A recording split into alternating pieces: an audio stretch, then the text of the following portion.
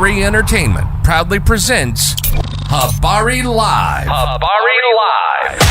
From Phoenix, Arizona. And you're listening to the Habari Live podcast. The show that brings you news, sports, and entertainment for people who love HabariEntertainment.com. Here are your hosts, Iesha, Jimmy, and Damon Dipleen Ellison. Let's get it going. We are all the way live.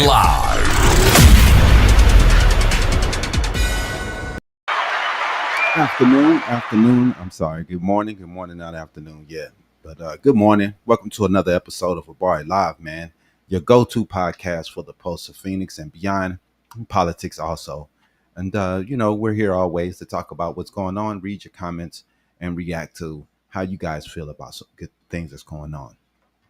So we are thrilled to bring you the latest edition of Habari Live, your go-to podcast for the pulse of Phoenix and beyond. As always, we are all the way live in Paradise Valley in Phoenix, Arizona. I'm Damon Ellison and my co-host, Iesha. We will be your guide through the silent stories whenever they happen in our vibrant community, your weekly dose of inspiration, innovation, and insightful conversations from the heart of our city. But first, let's get to the top news of the week with Iesha, and she's going to go through the top stories. So tell us what's going on. For sure. Starting off, President Trump he celebrated the arrival of the luxury Boeing aircraft that was provided by Qatar a few months ago. They valued it at approximately $400 million, right? I think you probably remember that. During the unveiling, Trump highlighted the plane's red, white, and blue color scheme, saying that he personally likes the design and called it beautiful. The aircraft was generated controversy because, again, it was given to him as a gift from another country. Critics question the ethics and security implications of accepting such an expensive gift from a foreign government, while supporters have praised the addition as a future replacement for the aging Air Force One. Now, Trump is also saying that this plane should be ready to fly him pretty soon, but from what I've read, it's not going to be ready until about 2028, which will be the end of his term. Right. And then when he leaves, if I'm not mistaken, he wants to take it with him. Right. So he can put it in his library, wherever he's going to build that. So, it's whatever, man. It's you know what I mean? If this was a Democrat, they would be losing their minds. They would be outraged. But since it's a Republican, everything's all good. So it's all about them making things look a certain way, but we all know it's all a game. It's all politics. It's all to put money in their pockets, and that's exactly what they're doing. So Trump is he's a scandalous person, man, and taking money and putting money in his pocket while he's in the White House is not out of bounds for him. Right. Carter, he had a peanut farm that he gave up, just to comply with the ethics of the White House, right, and the responsibility of the president. And this president here refuses to meet or match the presidential norms that the other presidents have put forward, like showing your taxes and giving up your companies and making sure that there's a separation of government and private influences. Right. But this president has refused to do those things, and he's openly putting money in his pocket, making coins and cryptocurrency, and he's doing everything he can to make sure that his family and himself comes away with a lot of money from the government. And these are the same people that yell and scream about Nancy Pelosi and the money that she makes from insider trading. They for some reason they never can see what the Republican Party is doing with insider trading.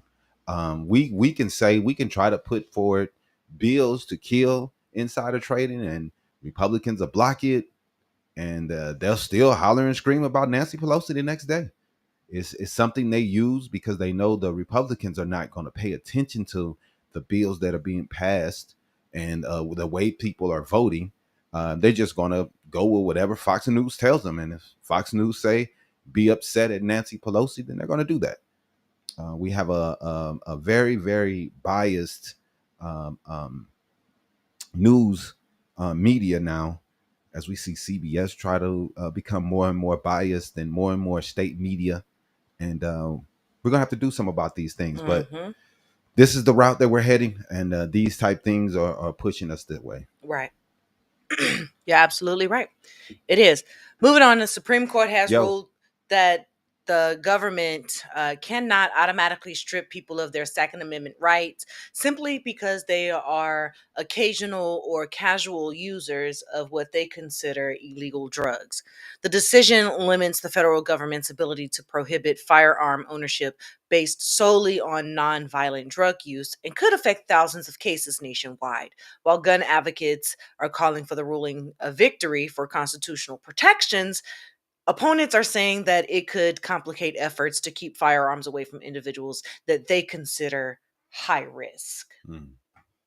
See, this is another way for Republicans to try to take guns from black people and Mexicans and people who they think get high on marijuana. But we know who we see in these places more than anyone, and that's white people. So I'm not sure why they still think these things matter, but everyone is going to fight against that because these people, white people and black people, have businesses that they're invested in, and a lot of people are invested in these things, and all these people have guns. So it's going to be insane to try to say, oh, you smoke a little marijuana, you can't have a gun. Right. Well, then that's a slippery slope. Then you're going to go into alcohol and you're going to go into other things. Then it's exactly sleeping pills. I mean, it's craziness, but that's what they try to do. And instead of making good practical decisions when it comes to gun control, these are the type of things they try to push through to try to make sure certain people can't have guns. Right. And they use this against Biden's son because they were like, oh, he was getting high on drugs and he had a gun and he lied on the application. Right.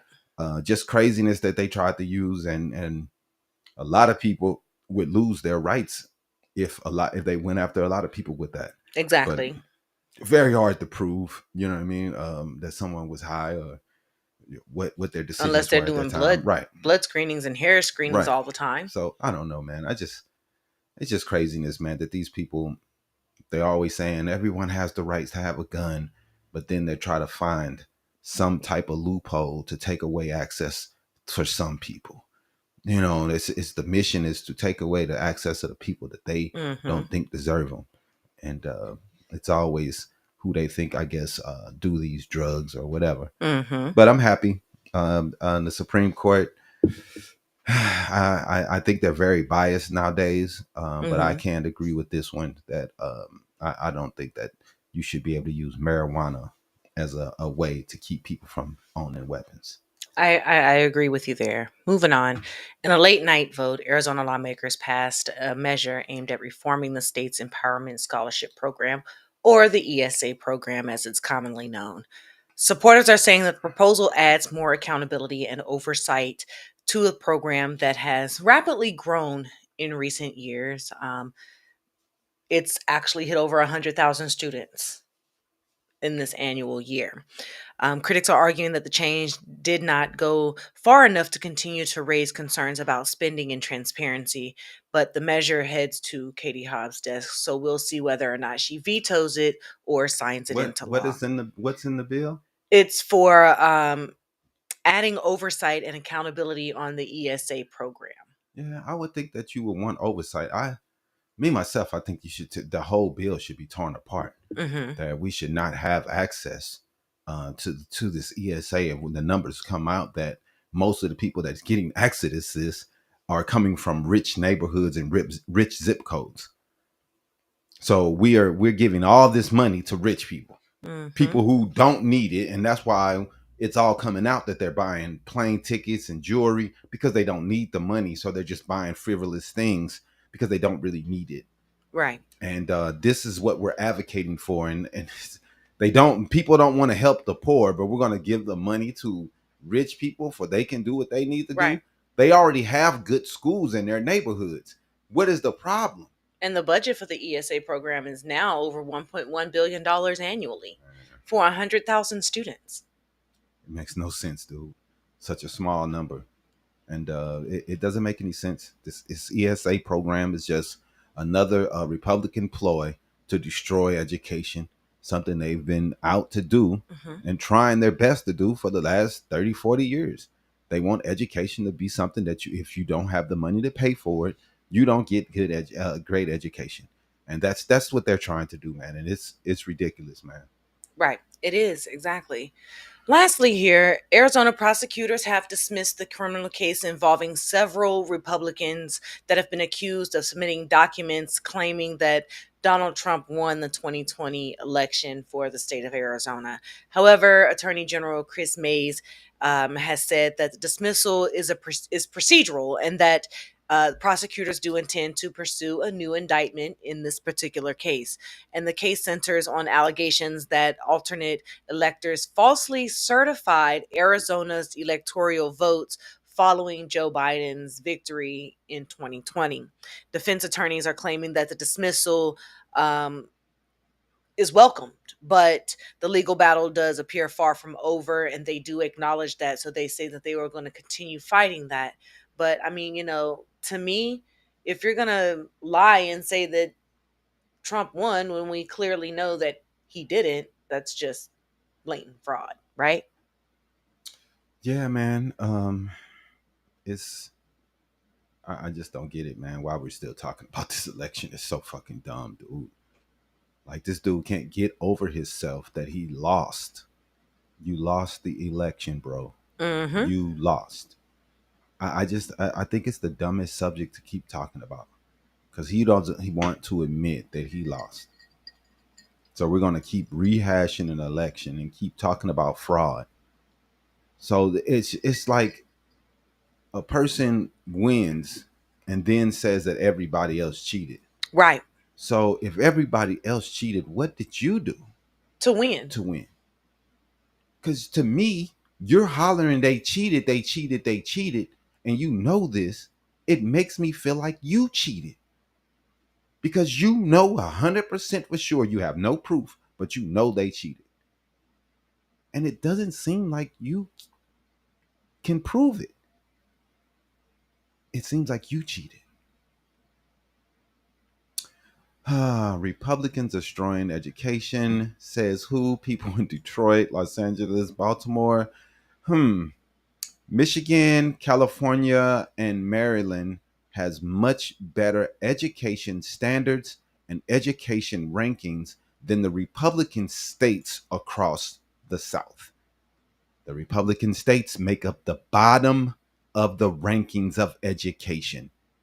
I know it's hard for you guys to read and understand how rankings work, but if you're 49th, that's not good. Out of 50? It's not good. You second to last? And this state, which is Arizona and Republican, very Republican ran state,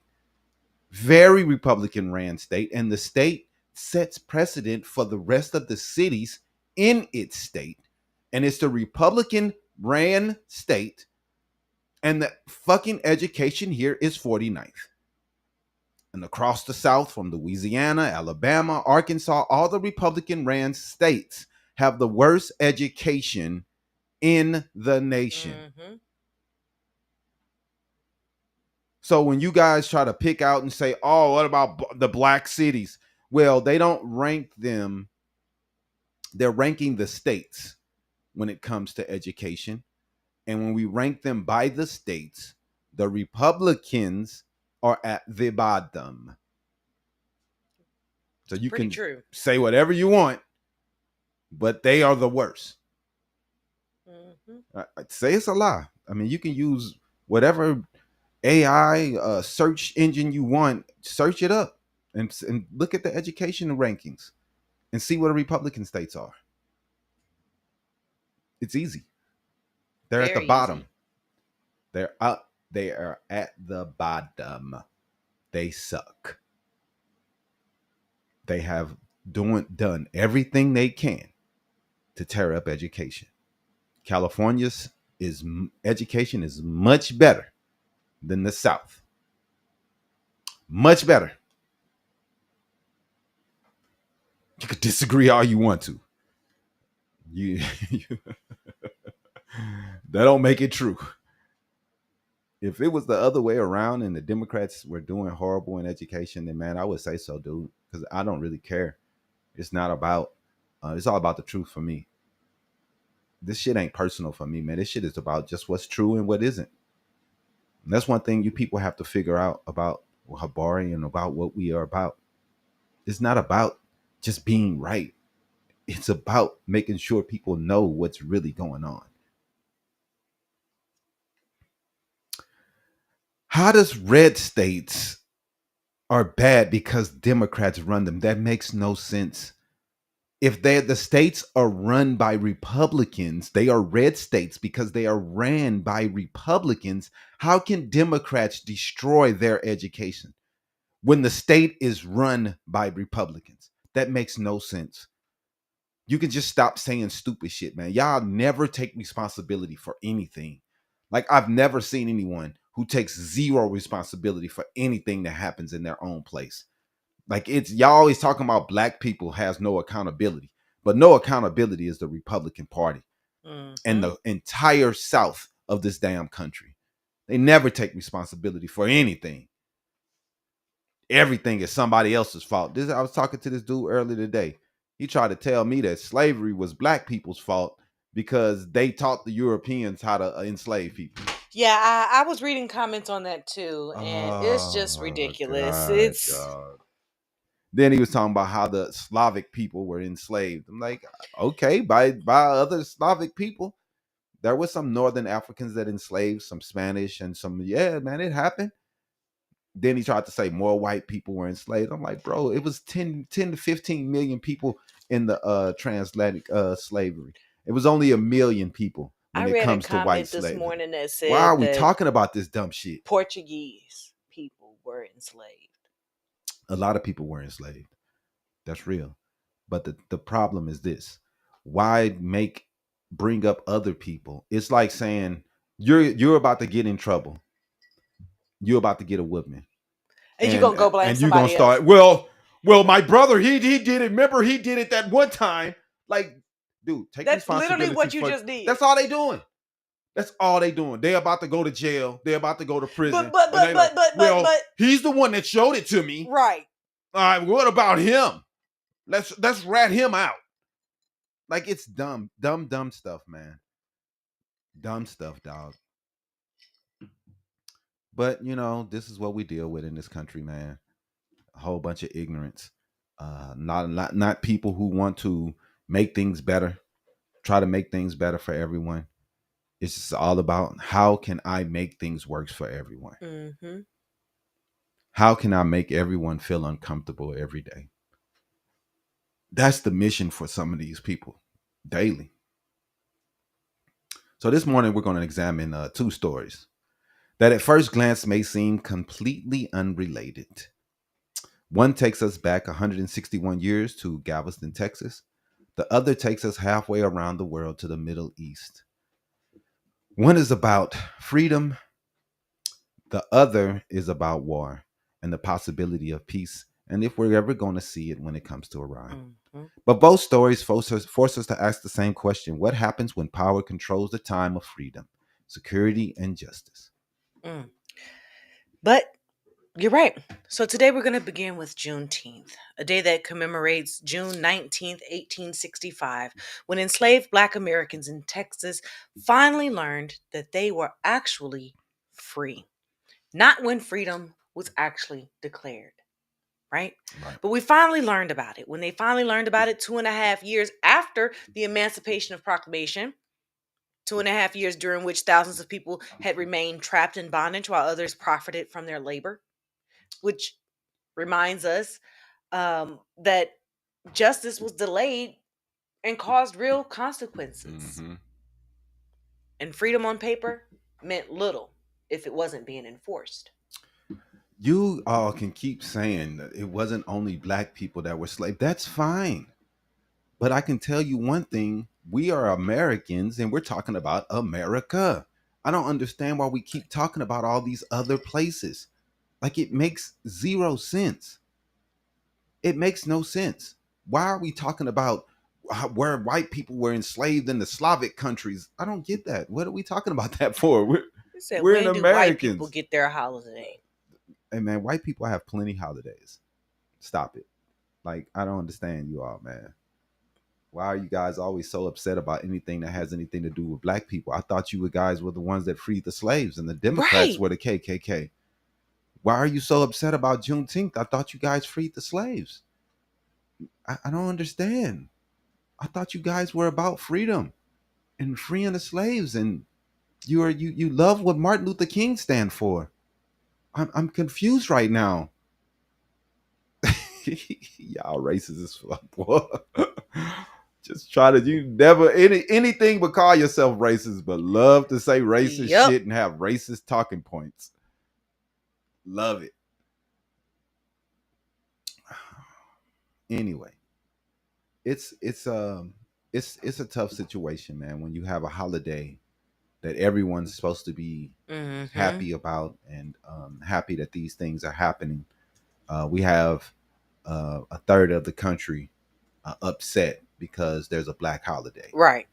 You know, they hate it, and the holiday should have happened the moment that the slaves were freed. Yep. That should have Just been a like they holiday. did It should have 1776 for right. Independence Day. Exactly. The moment that and everybody in America should have been celebrating that. But these people are still mad about it 100-something years later. They're still 160 pissed off years later, they that, still that mad. black people are free. They don't want to celebrate it. They think that it shouldn't be discussed. Why? Because they're embarrassed of their behavior and the way they treated others. They're embarrassed for their grandparents' behavior. Right. They're embarrassed that their their great family grandparents history were pieces of shit people that lynched and burned people alive. MLK didn't stand for DEI. Boy, y'all some dumb motherfuckers. You don't think MLK standing for equality and equity and diversity and inclusion? You don't think he stood for those things? This is his whole stance, you idiot. Right. That was he was standing for was DEI. Everything he fought for, you fucking dumbass. You don't even know what the fuck MLK stand for. You just talking. Y'all are so damn dumb. Y'all, they dude, so ignorant. You would think that you would be embarrassed for the dumb shit that you say and the dumb fucking comments y'all say. Like, dude, what the? Are you kidding me? There's no holidays for us whites that's white. St. Patrick's Day, where you celebrate Irish history. Man, that's every fucking white holiday people. is for white people. What are you talking Christian about? is basically a made up holiday by white people. We sold each other into. Are you killing each other right now in Ukraine and the Russians? Are they killing each other? Are the Russians killing their own people when they're bombing the Ukrainians right now? When America was bombing the Germans, were they bombing their own people? When the Germans were killing the Jews, were they killing their own people? Why, when it's black people, it's all of us are the same. But when it's white people, y'all can have wars, kill each other, drop atomic bombs on each other. And, they were Germans. We were Americans. It's different. But it's no difference when it's black people and it's slavery. Even though we keep saying that, hey, it was people from different countries that took some people into bondage. You also did not have to buy the slaves, take them to America, and make them slaves and their kids slaves when they're born. You didn't have to do that. I know it's cool to try to blame it on black people. Oh, you sold your own people. You bought them. And you took them on a boat. And you came back and you got more and more and more because you didn't want to do any work. Because you're lazy as the South was lazy as fuck. And even the North until they decided to get rid of slavery. If you're from the South and your people are from the South, they were probably piece of shit people who didn't want to work. And they thought the black people should do all the work because they were too lazy to do anything. This is what happens though. Nah, man. If like I just said, if blacks sold blacks, then whites are killing whites right now. Why are so many whites killing each other right now with bombs and missiles? Why are the white people killing each other? Hmm? Why are the whites killing each other in Ukraine and in Russia? What's going on, man? Why y'all killing each other, man? Y'all always want to tell us how what we're doing in our community. Why don't y'all ever talk about what's going on in yours? The white and white war that's going on. How y'all blowing each other up. Right. It's crazy. Mm. Just like the African slavers. Yeah, just like them. Just like how the Germans killed all the Jews, they killed people that looked just like them. They were all white to us, killing them all. And y'all don't have a, hey, that's not white on white, right? Out of here, man. Y'all say anything, dude. So, in our second hour, we're turning to the developing international stories that could reshape global politics and the world economy. President Donald Trump and Iran have entered a preliminary agreement designed to halt conflict that threaten energy and markets and destabilize the Middle East. Uh, and it raised fears of border war and regional war across the areas. Supporters are calling it diplomatic, a breakthrough. But this morning, we're seeing some cracks in that already as the Strait of Hormuz is not open, and Israel cannot stop shooting at people. They can't stop bombing. So it's the agreement right now is on halt, and the Strait of Hormuz is still closed as Donald Trump takes a victory lap, going around throwing his hands up, saying how great he is. None of the things that he has promised or the Iran has promised has come to fruition yet. Mm. Critics are blaming and calling it a gamble. And despite the headlines, many of the hardest questions remain unanswered. The future of Iran's nuclear program and the role of Israel and Lebanon is still up in the air. The durability of the ceasefire and Mm-hmm. whether this is truly peace or simply a pause before the next confrontation, current reports suggest the agreement remains fragile. The disputes involving Lebanon and Israel are already threatening the negotiating process, Mm-hmm. and things are just not looking as good as they wish they would. Exactly. So today, throughout the show, we're going to be talking about history, where we're going to be going over power, the power of history, and we're going to also be talking about accountability, and we're also going to be talking about what happens when promises are made, but their outcomes remain uncertain, or the promise isn't even kept, right? Mm-hmm. Whether or not we're discussing freedom in 1865 for Juneteenth, or we're discussing diplomacy in 2026, the announcement is only the beginning. What happens next is what history remembers in decades to come. Yeah, man, it's going to be a long little story we're going to go over here, man, and just to talk about some of the history and the racism that we still have to see to this day.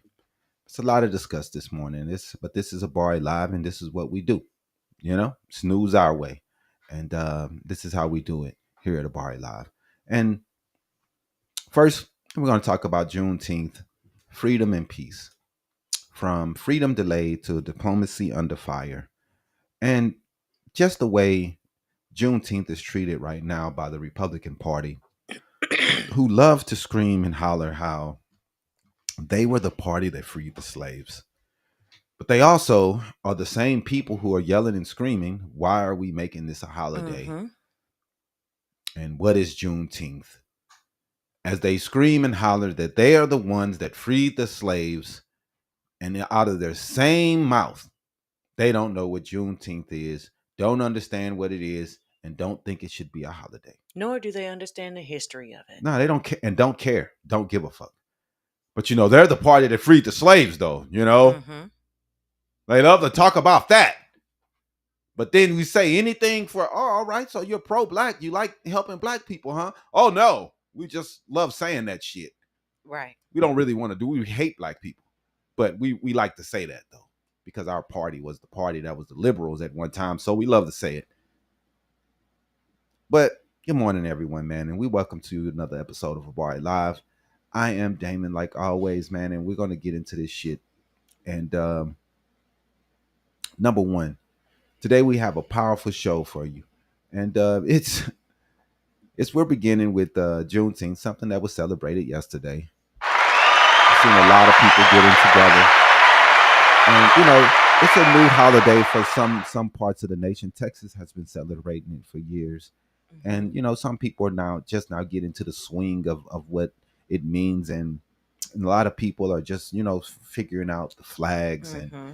and everything and all the things that come with it and all the representation it has for America, because it is an American holiday, and some people get confused and they want to make it more than that, but it's a celebration of the freedom Right. that was uh, um, entertained for the people of Galveston, because they were like the last people to hear of it.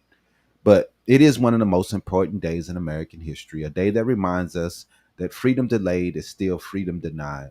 And then in our second hour, we're shifting from more American history to global politics as we examine President Trump's preliminary peace agreement with Iran and ask whether this historic diplomatic breakthrough, or is it just a risky political gamble and horrible negotiation skills from the Trump administration. Mm. Two different stories, but yet both raise similar questions. What happens when power decides who gets freedom, who gets security, and who gets to determine the future? Mm. Right. One story is about people waiting 2.5 years to learn that they were free, freed individuals. The other is about world leaders trying to stop a conflict before it expands into something much larger. One story shaped America's past, and the other may shape America's global economy going forward. Hmm. Yeah, man.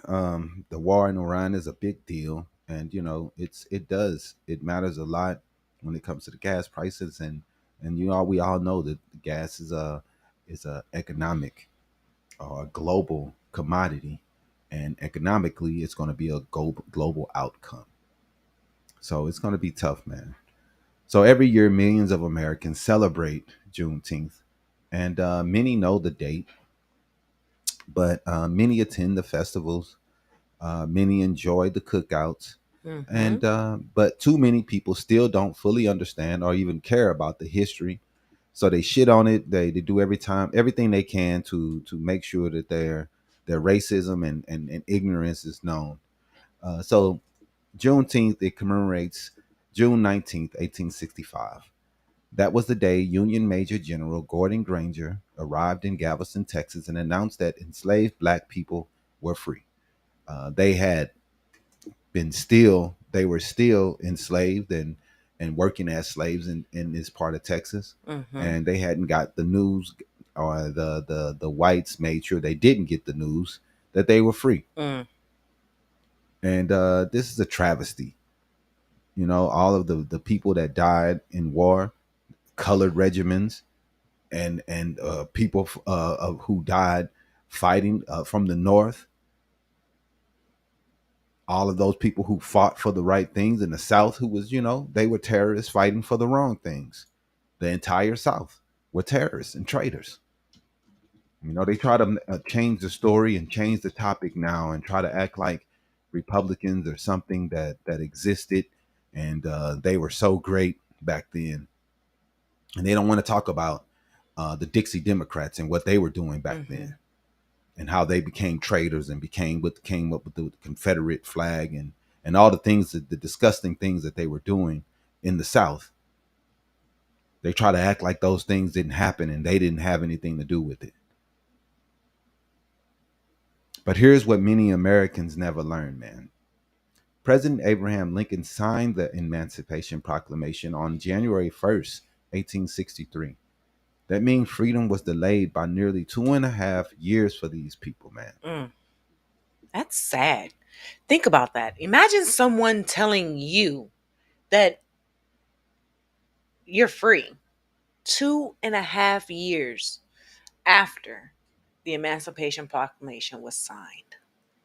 But the people controlling your life refuse to tell you. They knew it was signed. Mm-hmm. They still didn't care. They wanted to continue profiting off of you. Imagine that you're going to work every day as a supposed freed individual while someone else is controlling your life, controlling what you do without telling you that you're a free man. Right. Continuing to live in bondage, not because freedom didn't exist, but because someone close to you chose to hide that information.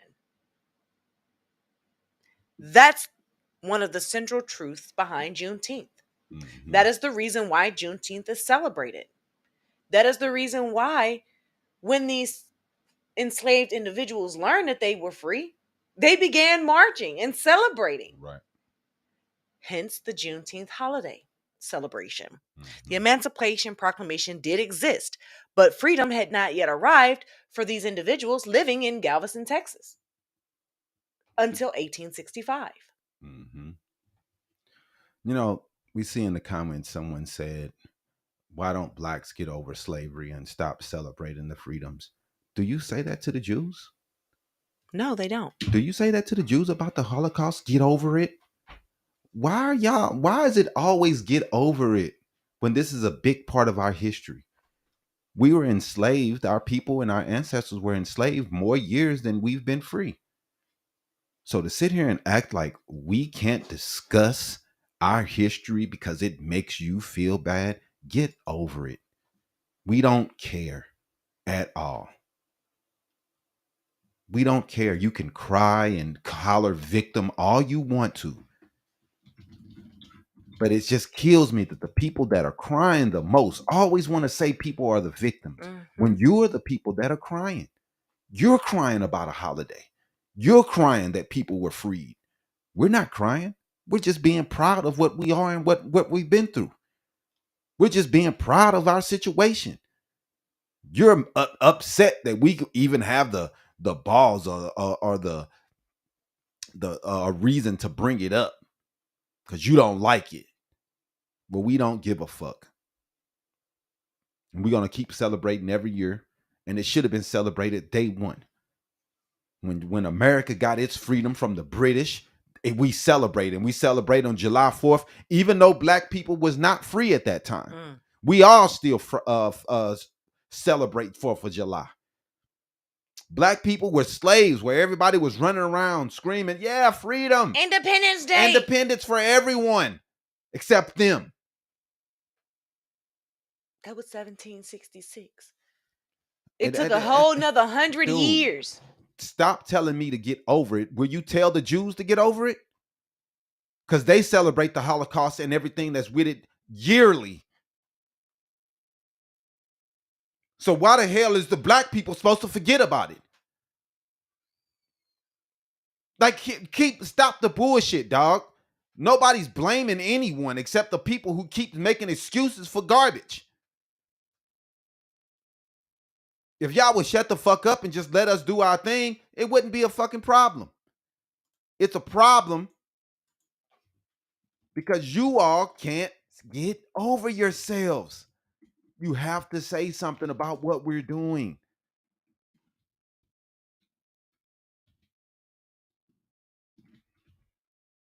All the days that we celebrate, man. We got Asian Pacific Islander months. We got Hispanic Heritage Month. All these places and all these people we celebrate in America. We celebrate the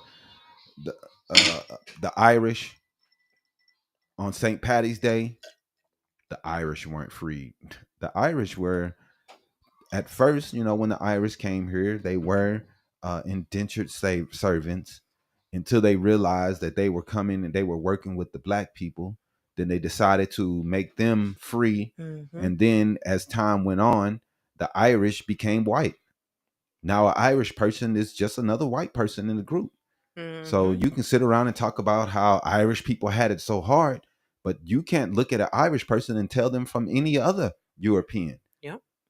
So they don't have it hard because they assimilated easily into this nation, and their faces don't make them look any different than any other European. So to sit around and keep bringing up the Irish, I know you guys care about everyone's past and everyone's history except black people. I know. We know you don't give a fuck about us and you'd rather talk about anybody in the fucking world except black people. Yup. Y'all could talk about Irish slaves, y'all could talk about everything else, but if we talk about black slavery, it's a fucking problem. Let's talk about Irish slavery. I don't want to talk about, but what about the Irish? Like, dog, we understand. Y'all can talk about y'all shit on y'all term. And we're not gonna come in there and be like, what about black people though? Because we don't care. At all. We don't care. If you want to talk about the history of Irish slavery, that is fine. I don't care. But to use it as a whataboutism, to use it as a way to say that, oh, well, black people haven't went through anything because, well, there was other people that went through genocides. There was other people, the Italians, other people that went through genocides, the Asians, all type people have went through genocides. Mm-hmm. So should we say to the Jews, well, hey, look, the Asians went through a genocide, so who cares about your genocide? Is that what is that what we would say to the Jews? I mean, why is it always just when it's our shit that y'all want to bring up whataboutism and somebody else's shit? What they had to go through. Right. They don't care about what other we had to go through. They care about what other people had to go through that look like them. Other people have been murdered in the world. So that means that if you're murdered, your murder won't mean anything to someone. Like, let's stop being goofy, dude. Stop being goofy. Why does Texas matter in this story so much, man? Is Texas became a refuge for enslavers during the Civil War. A lot of enslavers were running to Texas because Texas was a place they can go and still keep their people in bondage without letting them know the real story that they had been freed. Yep. So they were all running to Texas so they can be illegal and do some illegal shit. And taking their slaves with them. Right. The state was so far west at the time that it was so far away from Washington and the decision makers that they felt as though they can get away with these things. And they did for 2.5 years. Right. The state was geographically isolated. There were less Union military presence and troops in Texas than there was in the other states. Many slaveholders moved their slaves to Texas, hoping to preserve their slavery as long as possible. So they moved all their slaves to Texas, hoping that no one would ever figure out the truth and what was really going on. Mm-hmm. As the Confederacy started to collapse elsewhere and other places in the East, Texas remained one of the final strongholds for the Confederacy. So getting information and data to the slaves there was almost impossible. They did everything they could to block information from coming in so the slaves would never know if they were free or not. Now, like I said, the day that the slaves were freed, that should have been a holiday automatically. But we've been fighting for another 160 years or so to make it a holiday when the black people were freed. The Republicans love to holler how they were the ones that freed them, and Lincoln was a Republican. But then these same people are pissed off that we celebrate the day that we were freed. This lets you know that you were on the other side, that the word Republican doesn't really mean anything. You were the conservative then, and you were a Dixie Democrat. Mm-hmm. Dixie meaning the South, and you were a part of them, and you now are the ancestor of the Dixie South, keeping their beliefs alive today. Yep. And according to many historians, enslavers deliberately withheld news of emancipation from the enslaved. We all know why. Money, labor, profit, laziness.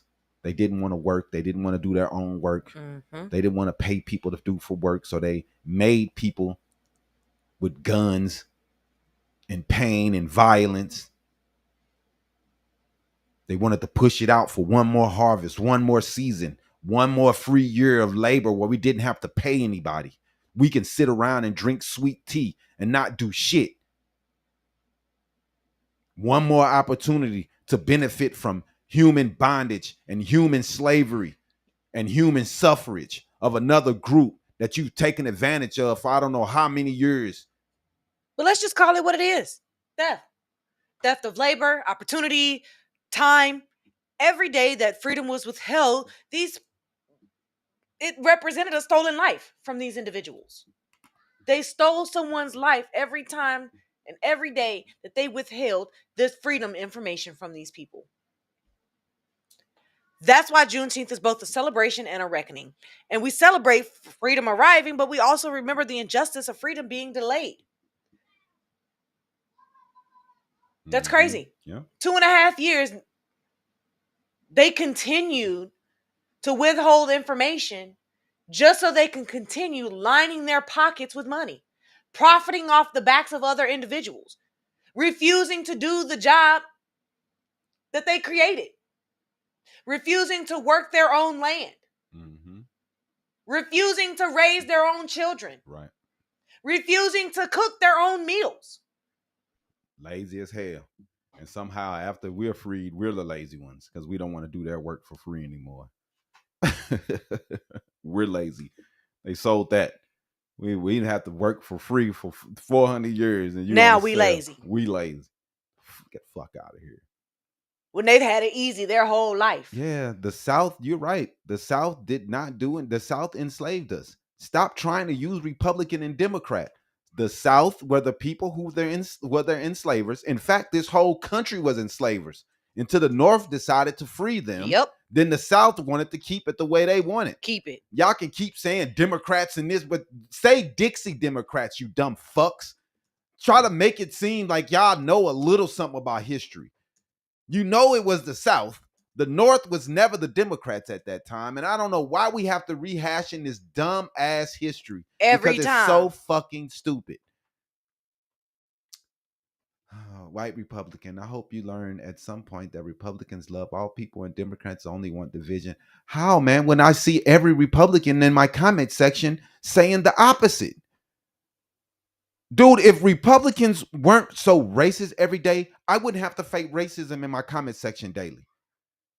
Like, it's pretty easy. If you don't want to be a racist, you can just not be one. But all the people in here, they got monkeys, they're baboons, they just saying racist stuff, and we all know who they vote for.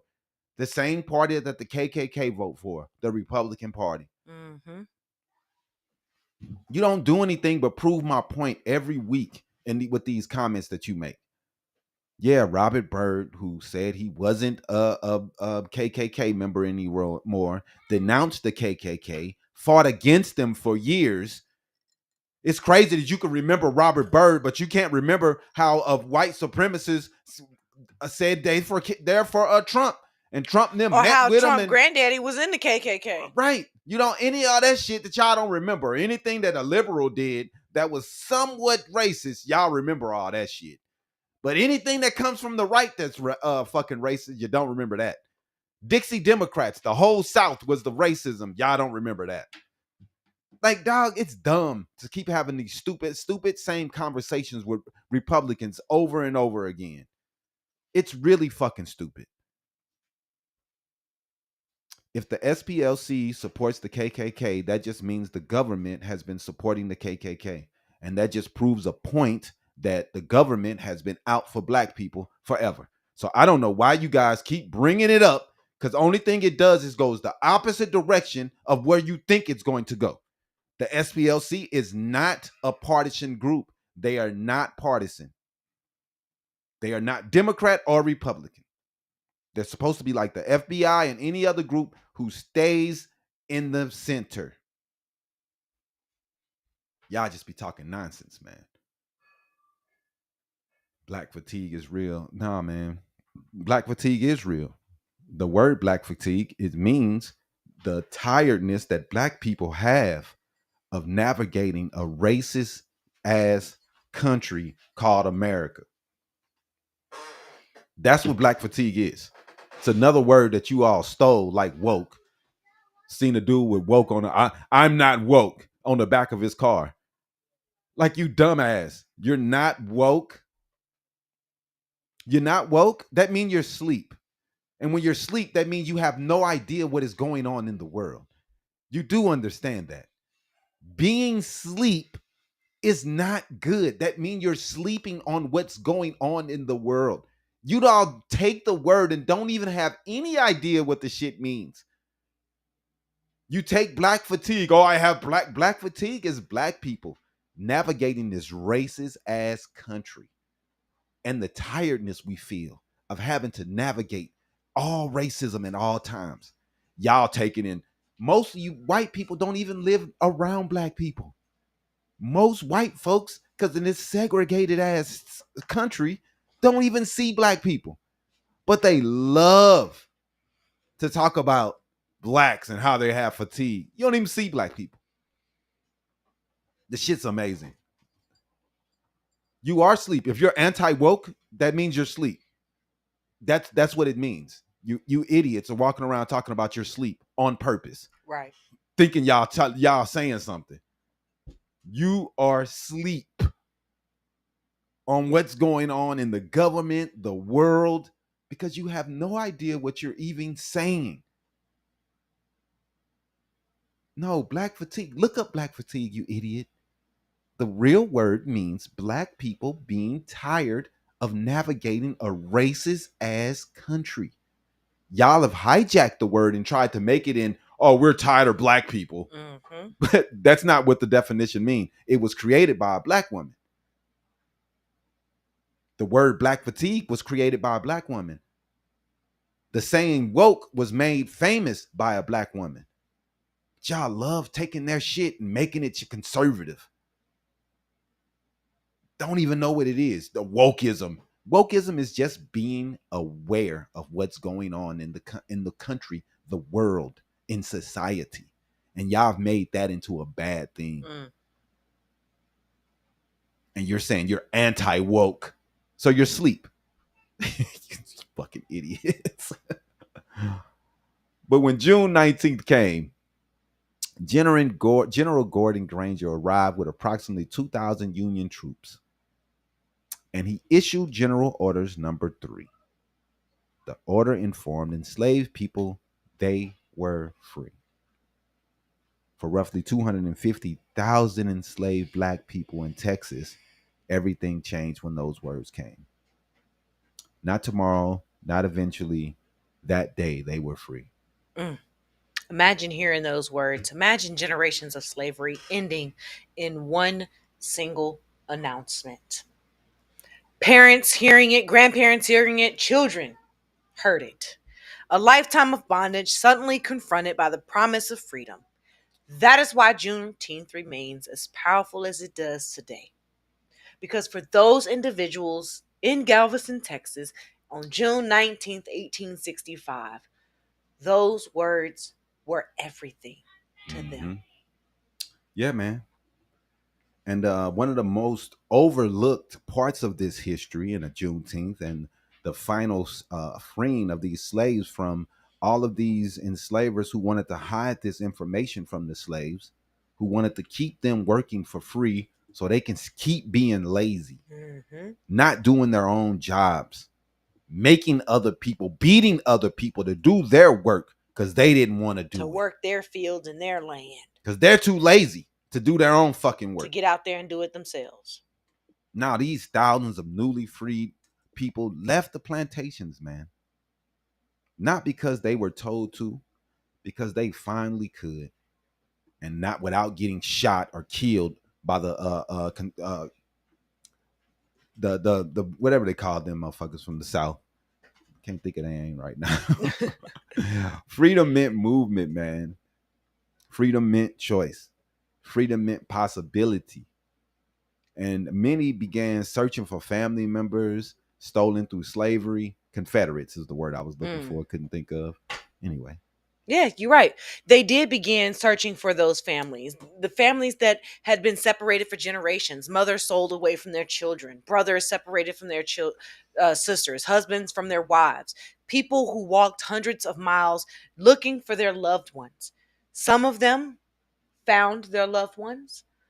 Many never did. That is why a lot of Black people don't really know where they come from because we were so separated. We were sold, stolen, and given away from our family and our relatives. Mm-hmm. But the search itself should tell us that everything about human dignity still remains. Even though we experienced these hardships, we still find ourselves back to family. Yeah, man. And Juneteenth, regardless of the hate that the Republicans give today to Juneteenth and the hate that they make sure, and I think President Trump came out and said some crazy. Can you look up what he said about Juneteenth yesterday? Mm. And Charlie Kirk and all of the right wingers who make sure that they let us know that they don't care about Juneteenth. But they also want to say that they're not racist. There's no racism. It's nothing like that. Everything's great. But somehow you guys hate anything that have to do with any Black people. Kim JB72, as a Black woman, you should know Black women and Black people come in all colors and sizes and shades of God, Black. man, they kill me. So to answer your question, yes, ma'am, I am fully a Black woman. Does it matter? Does it matter? You got white in your bloodline too, sister. Right. Because go do your DNA test have, and come back and I tell me European you don't. In my bloodline, 20%. 20% European bloodline. Black people always think that they 100% Black, knowing that they got a white granny somewhere in their bloodline. None of us 100% anything. None of us. So I wish you guys would stop talking that race shit, man. Because you don't know. You don't know. You wouldn't have known that about me. You don't know how much European. I didn't think I would have. You got a white bloodline too, Kim? I would have said I had no European ancestry, but I do. Bro, what can you do? That's the life, man. And with the way things were going, and with the raping and savaging that was going on in slavery, it happens. We ain't Black. We're different shades of brown. Well, they're not white. What are you talking about? Duh, the Asians aren't yellow. Like, what percentage of Cherokee is in your bloodline? Doesn't matter. You're 96% Irish. That's crazy. That's crazy. Y'all made sure to just do Irish, huh? How did you make sure that the person was Irish? I never left the island, or what? I never left Ireland? That's crazy. Trump didn't give a no. Some Black people don't know where they come statement from. commemorating Juneteenth yesterday. Oh, okay. This is the second year that he's not issued a statement for Juneteenth. So he don't even have anything to say. So that just shows you what it is. Although he has expressed frustration over the holiday, stating on his social media platform that the U.S. has too many non-working holidays and that they cost the country billions of dollars in lost business productivity. Yeah, man, people are weird. They won't even commemorate or celebrate the Republicans will refuse to celebrate the holiday. And they're going to sit here and tell us that they're not racist, that they're not this, they're not that. They talk all this shit online and in the comment section, but they're not racist. Like, it's weird, man. I don't get you guys' stance, man. It's so whack. Like, what is your stance? You love saying that the Democrats started the KKK. So what is it? Are you against racism? But why in the next sentence it's I hate Juneteenth and Black people should shut up? Like, I don't understand. Like, what are you saying? Right. Do you want to be part of the saying that Black people can do what they want? Why are you always against everything we're doing if you're with us? Why keep bringing up that you freed the slaves if really and truly you're just bringing it up just to be doing something? Like, it makes no sense, man. What is your stance? It makes zero sense. The first Juneteenth celebration began almost immediately after the general said so. But segregation laws often prevented Black Americans from gathering in public spaces. Mm-hmm. Wow. We couldn't even gather in public spaces. So communities created their own spaces. Formerly enslaved people pooled resources together and purchased land. One famous example was the Emancipation Park in Houston, a place where Black families could celebrate freedom without asking permission. That's the story of Black America. When doors were closed, we built our own. When opportunities were denied, we created alternatives. Mm-hmm. That resilience is why Juneteenth exists. That is why we celebrate Juneteenth's legacy Right. every year, without a doubt. Mm-hmm. You all don't want us in your spaces, so we create our own. And then when we create our own, you complain about the spaces that we create for ourselves Right. because you want to also be a part of those spaces that we create for ourselves. No, go to your own spaces. Stay in your own space, just like you tell us to do. Right. Yeah, it's funny, man. But Juneteenth has survived all these years. People of Texas have celebrated it over the years. It survived Jim Crow. It survived segregation. It survived attempts to erase Black history by a lot of people, especially in the Trump administration. Then activists like Opal Lee spent decades fighting for national recognition.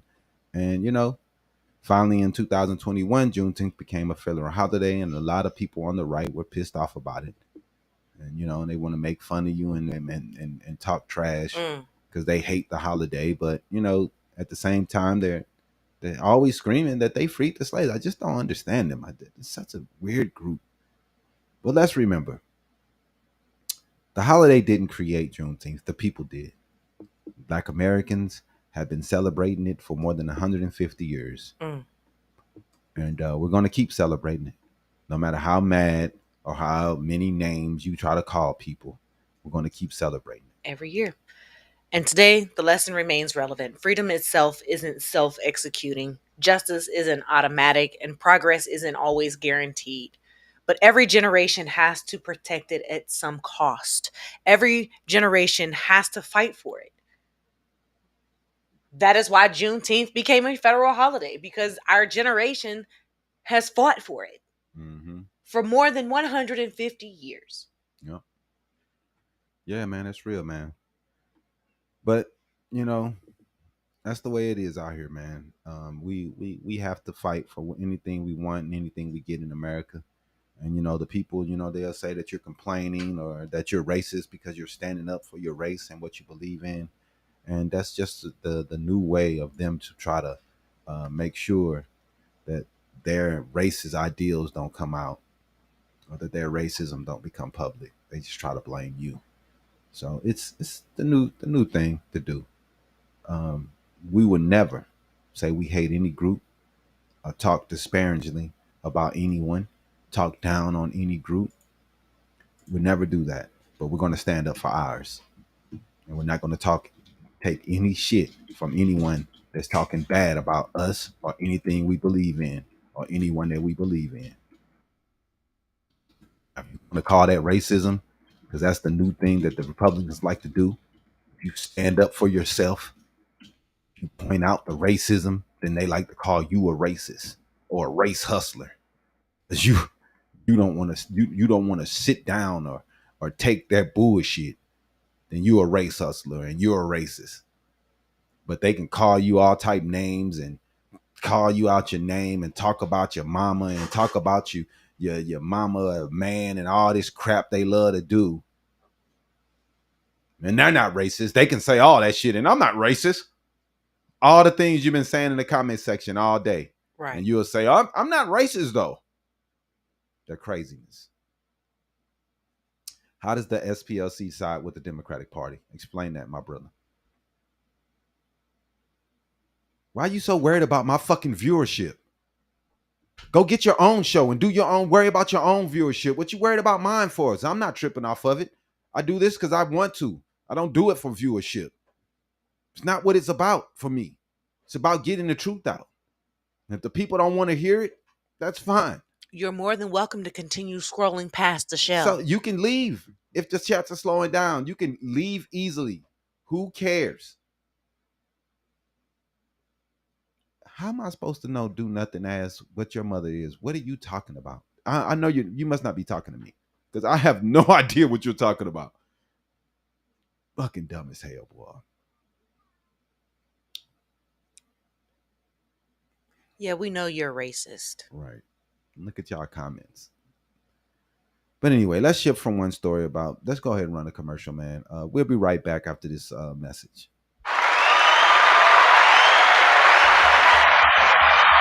Corporate media failed the people. They told us what to think, what stories mattered, and who deserved a voice. Meanwhile, everyday people are struggling. Families can't afford groceries. Politicians are performing for cameras instead of helping the communities. And mainstream media keeps protecting the same broken system. That's why we created Habari Live.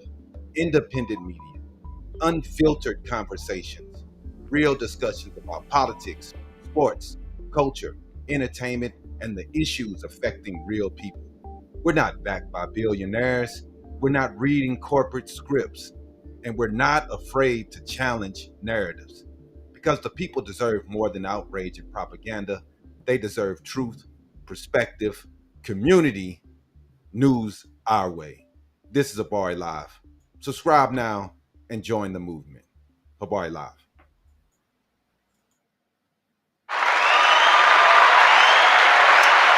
Welcome back. Welcome back.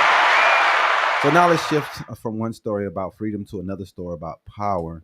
As the Iran war is steady, just going on and on and on. And it seems like I don't know if we're ever going to get to the ending of this shit. While Americans were celebrating Juneteenth, world leaders were dealing with the conflict that threatened the global economy. And now President Trump says he has helped broker a historic agreement with Iran. But as we see this morning, that deal is not looking very great as the Strait of Hormuz is still closed. The question is whether it will last. It doesn't look like it will, man. But let's play this clip. The Iran deal and the $300 billion question. Let's see. They should all be together. I think it's this one. I think so, yeah. A wise man once said in January of 2020, Iran never won a war, but never lost a negotiation. That wise man. Who said that? Donald Trump. Oh, that's what I thought you were going to say. So how do you go back to the United That's what I thought States you were and gonna say. convince a skeptical American public that this deal Well, is a look, win? here they lost militarily, okay? It's very tough because I know that no matter what, if I would go, by the way, if I'd go another 3 or 4 weeks, those same people that are critical would say, he went too long, he should have done, no matter what.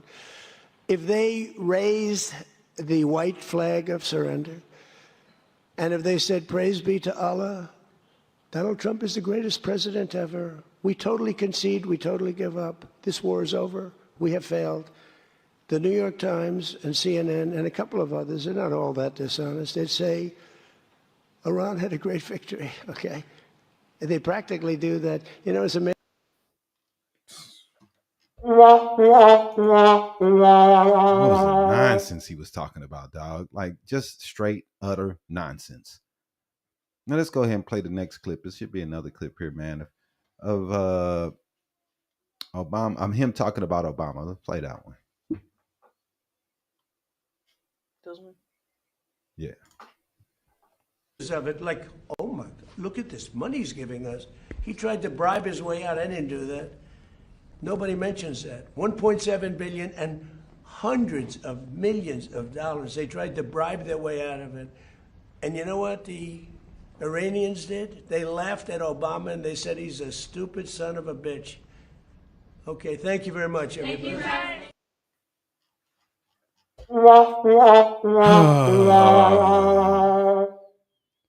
He's giving Iran $300 billion. While calling Obama a stupid son of a bitch, he's giving them $300 billion. Way more money than the $1.7 billion that Obama freed for them. All of the sanctions. That's like 10 times all of more. the money that he keeps, that the whole entire Middle East is going to give up in America. All the money that we are giving to this dude. Thank you, DJ King Arthur. We appreciate you, bro. How much? We look at Trump's foreign policy, man, and it's fucking disgusting. Very. This is bad. He can talk shit on Obama and try to blame Obama and say he had a better deal, but Obama had people who were able to go into Iran and check to see how much uranium they had. They were able to go into the country and keep a check on what they said they were doing. Now it's just a promise. Oh, we won't get any nuclear weapons. That's all we have is a promise. And we're going to give these people all of this money. They can now tax people going through the Strait of Hormuz. Deal still not signed. Like this deal is just all for them. America gets nothing. Like this is bad. This is a horrible deal. Anyone with a brain seeing this deal is 10 times worse than the one he ripped up. Obama's deal was better.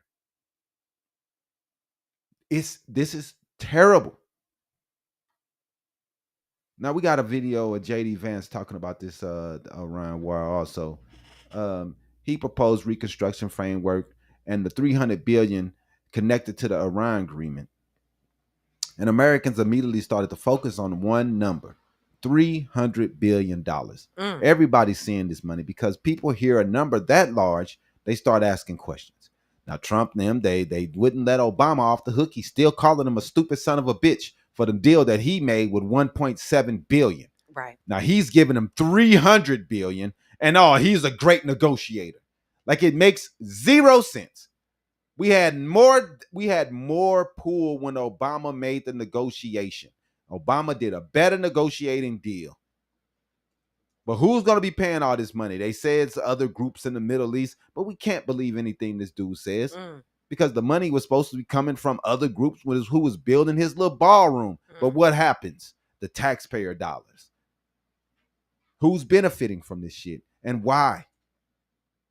It doesn't make any sense. Supporters argue preventing war saves money. This dude has spent $60 billion so far in this war. Critics argue the agreement gives away way too much, and America gets no concessions in this deal. This will likely become one of the biggest foreign policy debacles in history of the last 20 years for sure. It looks bad. But go ahead and play the video of JD Vance trying to make it sound like it's okay that they're getting $300 billion. Walk through some of this. The Iranians are saying that they're going to have access to a $300 billion reconstruction fund. True or false? Well, Ed, that's the sort of thing they could have access to, funded by the Gulf Coast Coalition, so long as they honor their end of the obligation. I think that one of the things you're going to see, Ed, and people have to be skeptical of this, is that the hardliners in the Iranian system will overemphasize the benefits that Iran gets while underemphasizing all the things that they have to concede and all the things they have to provide in order to get these benefits. So we absolutely are open to the Gulf Coast countries investing in the reconstruction of Iran, but only if Iran ends their nuclear program, ends their enriched stockpile of material, and is really open to an inspections and enforcement regime that gives the American people confidence they're never going to have a nuclear weapon. So I think the dance you're going to see, Ed, which is going to be interesting, is the Iranian media, especially the hardline media, they're going to talk a lot about what they get without talking about what they give. It's important for all of us to correct that record. How are you going to give these people? I thought you said you destroyed their military. I thought you said you destroyed their capabilities of even delivering this type of missiles. Now are you okay with them having them? Now you're okay with them being able to have a certain amount of missiles and it's fine? I thought they were the worst people in the world. That's the reason why we had to go there. Now it's okay that they have missiles because other people in the area have them too. All of this fighting, all this war, all of this money we spent is because we thought that they were so horrible that they couldn't have any of the things that they had. They were doing so much on the world stage. They were making their neighbors so nervous. They were holding everyone hostage with their missiles. Now we're going to still allow them to have all the missiles? Like, what the hell is going on? I thought you destroyed them militarily. Right. This makes zero sense. I don't get it. But this is his dumbass agreement. And it's not looking very good. At all. The preliminary agreement signed between President Donald Trump and the Iranian President Masoud Pezeshkian is being described as one of the most significant diplomatic developments of the year. The agreement reportedly includes a ceasefire, a reopening of the Strait of Hormuz, sanctions of relief, and oil export waivers, and a 60-day negotiation period to finalize the, the actual agreement. And supporters are calling it peace, and critics are calling it appeasement. So let's go ahead and get into it. Let's unpack it. Is it really appeasement, or is it actual peace? Right. Yeah, man. The Strait of Hormuz is one of the most important shipping routes on Earth right now, and it still isn't open as Israel keeps bombing Lebanon. They can't stop bombing Lebanon. The good people of Israel, the chosen people of the Bible, can't stop bombing and committing genocide in the Middle East. They're doing everything they can to bomb everyone. They're God's people, and they're killing everyone that they can. It's pretty ridiculous, man, to see this shit. Religion is supposed to be about good things, but everything I see from it is nothing but bad. The strait is still closed. Even though it's one of the most important routes, it's still closed. A significant percentage of the world's oil supply moves through this narrow world waterway. We've all learned that. We didn't know it before. When this conflict disrupts that route, everyone is feeling it. We all know. Gas prices are up, food prices, shipping costs are up, inflation is up, everything is up, man. And the Trump supporters, they cried and they hollered and they screamed about the prices during COVID, and they blamed Joe Biden for everything. It was his fault. Biden. Nothing could happen without him, and that's all they did is blame him. Now that Trump's in there, they coming up with every excuse they can think of. I've heard some of them say, I'm okay paying more for gas as long as Iran doesn't get a nuclear weapon. Now, you've paid all this gas money, and look at the deal that this dude has signed. We have no insurances that these people would not get a nuclear weapon. Only thing we can go off of is their word. Their word. We have no one that's going to be able to go in and check and make sure that they're not keeping these things. We can't keep a check on uranium. We have nothing but their word. And something that at first the Trump administration and all the Republicans said that we couldn't trust. They said that Obama's deal wasn't good enough because it didn't go far enough. That going in and checking and making sure that scientists can go in and check and see how much uranium, see how far they've gotten on a nuclear weapon, that wasn't far enough. They shitted on his deal, and then, like the video we just showed you guys a little bit ago, he's still calling Obama a stupid son of a bitch for his deal. And his deal is 10 times worse than what Obama was able to negotiate. He can't hold a candle to Obama. And y'all can try to say all you want about Obama, you want to, but he's a better president than this whack-ass dude we have now. He is the worst negotiator, the worst president ever. Period. And this isn't just a radical regional issue, man. This entire global economy has been interrupted by this decision. And what's in the deal, man? What's in the deal? The agreement includes several major provisions: an immediate ceasefire, even though it's not still going, the reopening of the Strait of Hormuz, which is still closed, or export waivers for Iran, so we're going to hook them up, the lifting of U.S. naval blockades and lifting of sanctions from framework relief, and a 60-day window to negotiate a permanent agreement. But there is one issue generating enormous controversy. Economic benefits appear to begin immediately, while some of the most difficult nuclear questions remain unsolved. We will not have a way to check to see if they have nuclear capabilities. We just have to take their word for it. And these are the things that we know is not going to make sure that these people get a nuclear weapon. Perhaps the most controversial figure in the agreement is the $300 billion that they will get for reparations to fix their country and the places that were bombed.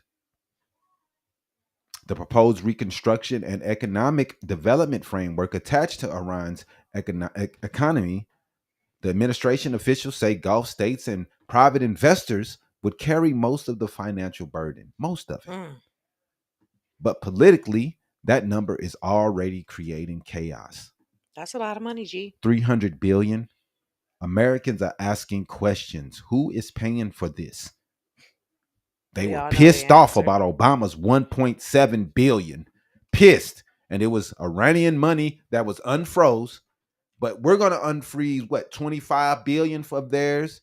And also this 300 billion on top of that. They're going to be able to build all the nuclear weapons they want. And it's going to be from money that we're going to give to them. Yep. And we cried and cried about Obama's deal. Cried and cried. Everyone, Trump, it was a horrible deal. Republicans love to say everybody else is crying, but their whole politic background is just crying about everything. That's all they do. They don't come up with plans. They just say everybody else is suck. That's what Republicans do. They don't have plans. They just say, oh, look, their ideas are bad. What they're doing is bad. Never have any ideas to fix anything. That's the way it is. But who pays? Who benefits? And what guarantee exists that agreement succeeds? No guarantees. Right.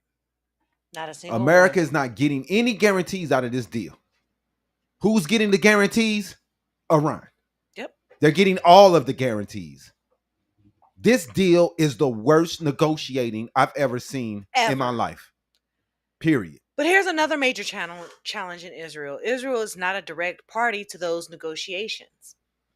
Yet proportions of those of the agreement involving the military operations involving Lebanon and the broader region, if the regional actors do not fully cooperate, then implementation becomes significantly more complicated in that region, which is why one of the reasons why many analysts remain cautious. Because the peace agreements are only as strong as the willingness of the participants that are going to honor those agreements. If we're giving all of this money to Israel, are we 100% sure that they can guarantee that they won't have any nuclear weapons? Or are they just going to use the money that we're giving them to create the nuclear weapons in the first place? Oh, man. This shit is crazy, man. The most important part about this agreement may not be the ceasefire. It may be the sanctions. All of the money that will be going to Iran because of the releasing of all the sanctions that will be. It may not be the oil. It may not be the clock, 60 days. But that's a negotiating window. And right now, negotiating on day one after this agreement was signed is not looking good. Trump has reportedly made clear that if negotiations fail, military operations could return to the table, which means that this isn't a final peace agreement. A framework, a pause, an opportunity. It's not about conclusion. It's about the illusion that Trump has done something to make things better. He hasn't. But what can we learn from both of these stories today, man? As we prepare for today's show, something stood out to me, but both of today's major stories are ultimately about power. Juneteenth reminds us that freedom can be declared, but delayed. The Iran agreement reminds us that peace can be announced, but still remain fragile. In both cases, what happens next matters. The announcement is only the beginning, and we will see the implementation of this by Trump and his administration is everything for our future and our economic balance as a country. Right now, it's not looking too good. But Juneteenth teaches us that freedom is not simply words on paper. It requires enforcement. It requires accountability. It requires people willing to stand up for what's right And today's international negotiations remind us that peace works the same way. The signing of these documents is easy, but building of trust and making sure that war doesn't go on is difficult. And trying to stop Netanyahu from blowing up Lebanon is even more difficult. Mm. That trust is going to be hard. And keeping commitment is even harder, man. Yep, very hard. Whether or not we're discussing America's past or the future of global democracy or diplomacy, one lesson remains the same. Progress is never automatic. Freedom isn't automatic, ever.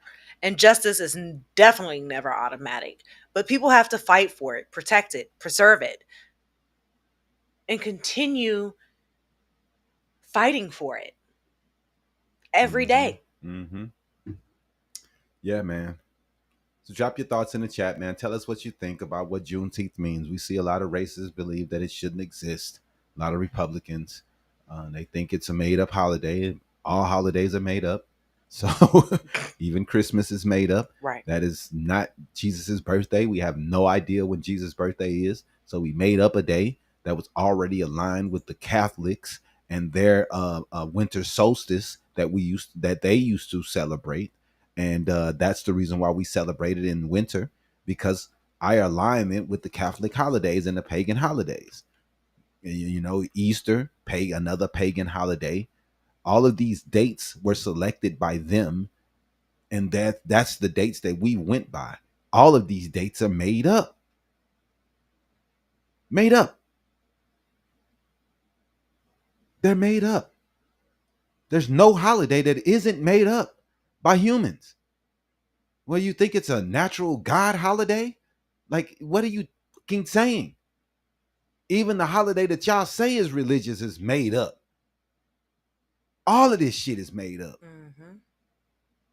The whole fucking thing is made up by people. Nothing we deal with on a day-to-day basis isn't made up by people. Yeah, winter solstice is what Christmas is all about, because it's a pagan holiday. That is what we're doing. We're celebrating winter solstice. We can try to say it's Jesus' birthday all we want, but we know that this is Constantine and their calendar that they selected when the Romans decided to become Christians or Catholics or whatever you want to call them. Mm-hmm. Christmas, Easter, all of these things are made up. All of the holidays that we celebrate Easter is are made up holidays. The spring equinox. Pagan holidays. Spring equinox is what that is. Christmas tree is pagan. Christmas tree is a pagan thing, culture. It comes from the pagans. That's what they did. Easter with the bunny rabbits, that is for fertility. Fertility. That is what they were celebrating. That's why we do so many rabbits. It's all made up, bro. The only thing I can say about, some of the things that when you say winter and spring, we do know that the earth is rotating in a certain part, in a certain section, and it's getting to a certain part. So the spring equinox and those things are real when you're looking at what happens. So to me, those are realer than the ideals that we have put behind them of Santa Claus and Jesus coming back to life. When we know that the equinox is something that earth is spinning and getting to a certain point, spring is back, winter is back. We understand those things. And those are things that are connected to real things that happens to the planet Earth. But at the same time, it's connected to something that is made up by people and that people put in place. So tell us whether you believe the Iran agreement will succeed. What do you think will happen? Do you think that we will stop warring?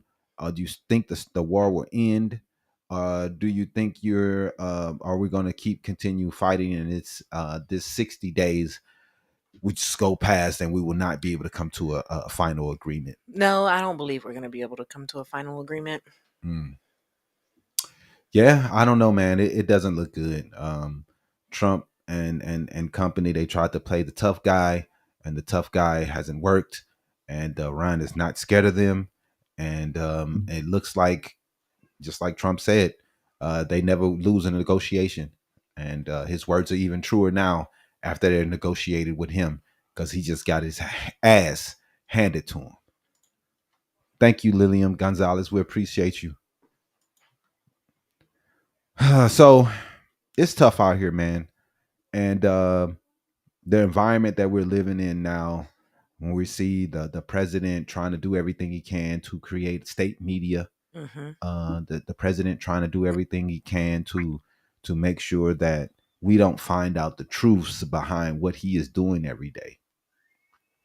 We're going to go through some of those truths, and we're going to go into some of the things that we've seen this week that's been the most pertinent to us, and that we thought that you guys would like to see, and like to, if you didn't see these clips already, that we thought that you guys would thought were interesting. So these are the clips of the week, and these are the clips that we thought you guys would want to hear, and we wanted to discuss with you. So make sure you comment and tell us what you think about the clips, and what you think about what's going on in these clips. So we take some of the biggest moments of the weeks from politics, media, culture, and break it down and tell you guys exactly what they mean to us and what it may mean for you. And today there's a common theme running through many of our clips that we're going to play today. Power, like always, and how people handle that power, and how people act when they have power. Who has it? Who uses it? Who gets protected?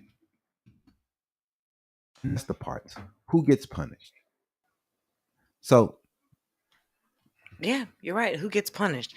So today we're also going to be talking about protest movements, healthcare, affordability, foreign policy, police accountability, and some of the most bizarre political moments of the week. So let's go ahead and get into it. We have clip one where the DOJ is charging over 15 individuals over Minnesota's anti-ICE protests. It should be one about anti-ICE down there. There it go. Go up. Go up. Right there. My dad very, very quickly after that was like, Page, it's the FBI. They've got a warrant. Bajan was arrested for conspiracy for his role in an anti-ICE protest more than a month earlier. I'm an Afghanistan veteran. I'm an American citizen. Bajan kept his cool in handcuffs while the FBI searched his pockets. Have you been read your rights? His father recorded this video. My son is steady as a rock, saying, he's an Afghanistan veteran, that this is unjust. If convicted, Bajan would face up to 6 years in prison. I don't think that you really realize how far away we've come from democracy until you open the door and see federal agents to arrest your son for a nonviolent protest. Bajan comes from a military family. His parents both served in the Army. His father, Bajan Ray Malvawala, a retired intelligence officer, earned 3 Bronze Stars in Iraq and Afghanistan. He and Bajan served in Afghanistan at the same time. I think that might be my favorite photograph in the entire world. The younger Malvawala provided signals intelligence in Kandahar province, one of the most dangerous parts of Afghanistan. His unit suffered casualties, including one time a fellow soldier stepped on an IED. There was 3 amputations, three traumatic brain injuries. I was maybe 10, 15 yards back. My son's incredibly brave. He believes that you should do the things you're supposed to do. After coming home from the war, Bajan moved to the Pacific Northwest. He felt he'd done his duty. Like many veterans, he said he wanted to find some peace. I bought the land and it's beautiful. There's tons of trees. I've seen wolves on it. There's been moose. There's been bears. It's quiet. But a few years later in 2021, when Kabul fell to the Taliban, Bajan felt compelled to serve again, this time out of uniform, volunteering to help dozens of America's Afghan allies come to the United States. Every single person here, except for the people who are indigenous to the Americas, is an immigrant or comes from immigrants. It's absolutely ludicrous to think that we can get away with not bringing people in, especially people who we told, hey, if you help us, we'll help you. 5 weeks before his arrest, Bajan saw a Facebook post from the former president of the Spokane City Council. 2 men with pending asylum applications had been detained at a routine ICE check-in and were going to be transported for deportation. I am going to sit in front of the bus, he wrote. Feel free to join me. Happened to be scrolling through and saw it pop up, and I was like, oh, well, I have time. I'll swing by and see what's going on. I'm pretty upset about how this country is treating immigrants. The people they rolled up were legal asylum seekers. They've been doing everything right. There was no reason for them to be detained. The protest was, for the most part, peaceful, but at times it turned contentious. Bajan can be seen in this video briefly tangling with masked federal agents. One ICE agent pushes Bajan in the back, knocking Bajan into another, who grabs him. Bajan and the agent shove each other and then disengage. Then demonstrators back up and link arms to try to block the gate to stop ICE from taking the asylum seekers away. Dozens of people were arrested, but Bajan wasn't among them.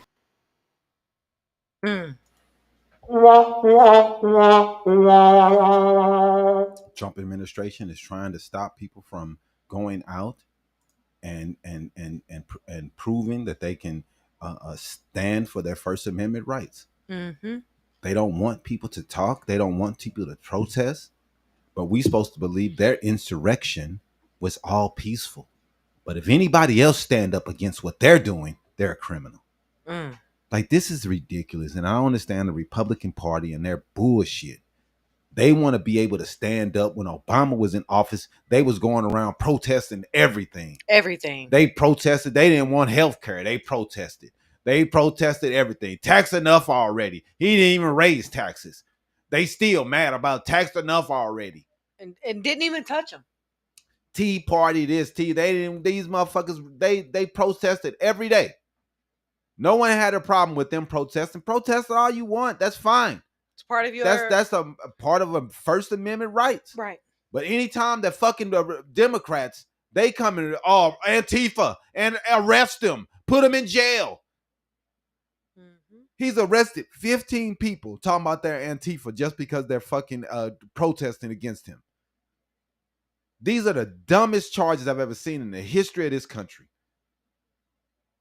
No one says they're Antifa. No one says it. No one's did anything about Antifa. And you just... How did Obama raise taxes, idiot? Tell me that. What did he do? How? Because healthcare? You're going to say because he gave people access to be able to get health insurance that raised taxes? Because he didn't raise taxes himself. Right. I wish he would have raised taxes on the rich, but he did not. He did not raise the tax. He kept the Bush tax cuts going. So you don't know what you're talking about. Ridiculous, man. This dude is going against the First Amendment. He's going after comedians. He's going after anyone that says anything about him. And you guys are clapping it on. But when the president changes and it's a Democrat in office, and if we was to start doing that, y'all start shooting up shit. Mm-hmm. But it's supposed to be okay because it's a Republican. The shit is garbage. Now we got these people from Paramount and the Ellisons. They're about to take over CNN. They already destroying 60 Minutes. We're going to have state-run media everywhere. Everywhere. Where Trump gets to tell them what the media can and cannot say. And you all who's supposed to stand for the amendments, care about the amendment so much, are okay with it. Bootlickers. This story should concern everyone, regardless of your political ideology, but we know the right doesn't care.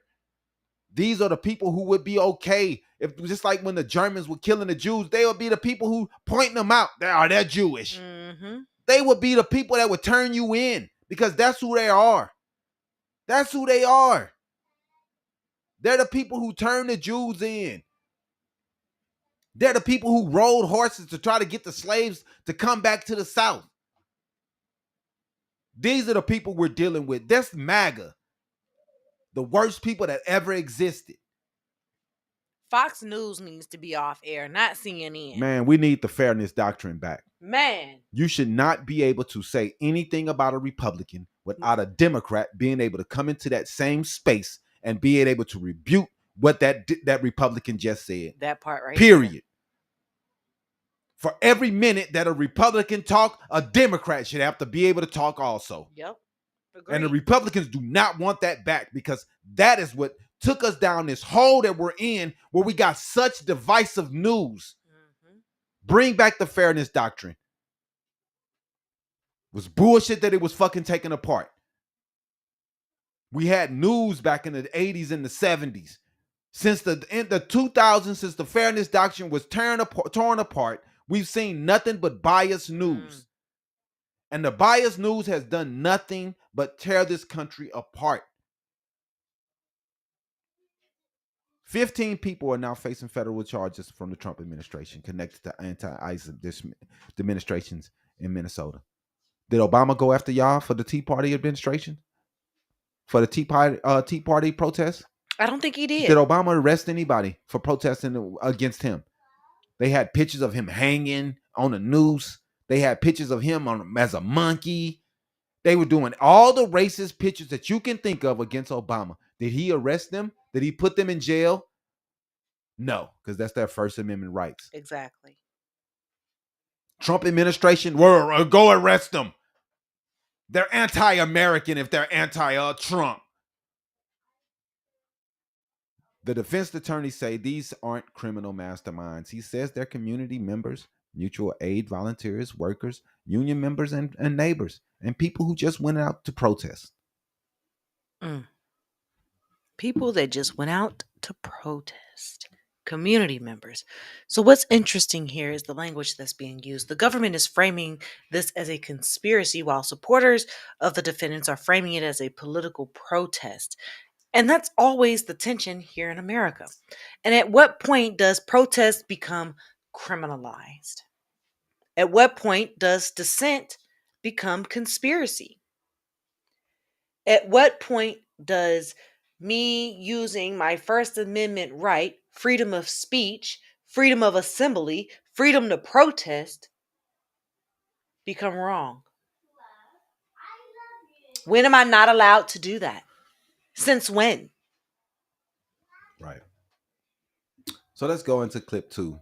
The DSA is now more popular than congressional Democrats, as people are trying to push toward a more socialist country, as people are sick and tired of everything being connected to capitalism, everything being connected to money. And if you don't have any money or power, you don't get a thing. And people are sick of it. We see countries that have a base of capitalism, but also have wings of socialistic bills and amendments in their constitutions and in their laws that help out those that are falling behind. A lot of countries have their wages connected to inflation. So inflation goes up a certain amount, everybody's wages goes up that same amount. So people don't fall behind. America isn't doing that. They're making sure that people are falling behind daily, as everyone can't afford normal life. Gas, rent, electricity is killing us. While we all fight about black and white and Juneteenth and this and that and racism, the prices of comments are ridiculous. The prices of, commerce is ridiculous. And we can't afford a thing. We sitting around pointing fingers, talking about who this and who that. But look who's winning. Go ahead and play the clip for me.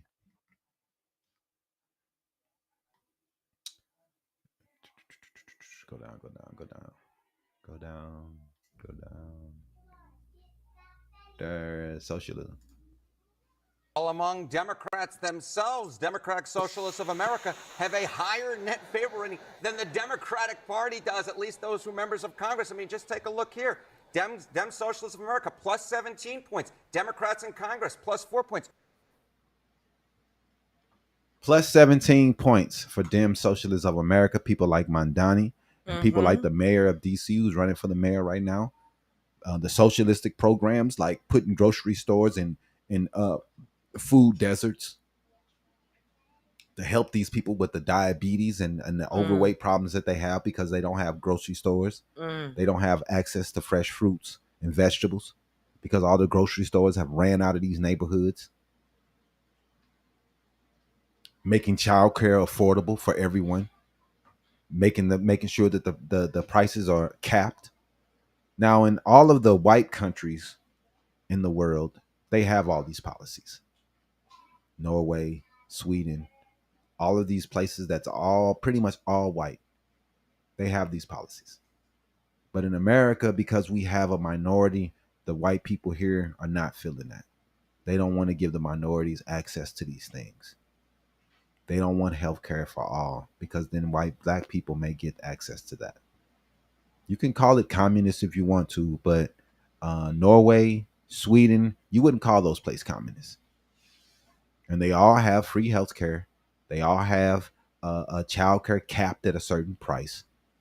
All of these places that have better life expectancy, better value of life than America. And all of these places are pretty much all European, all white.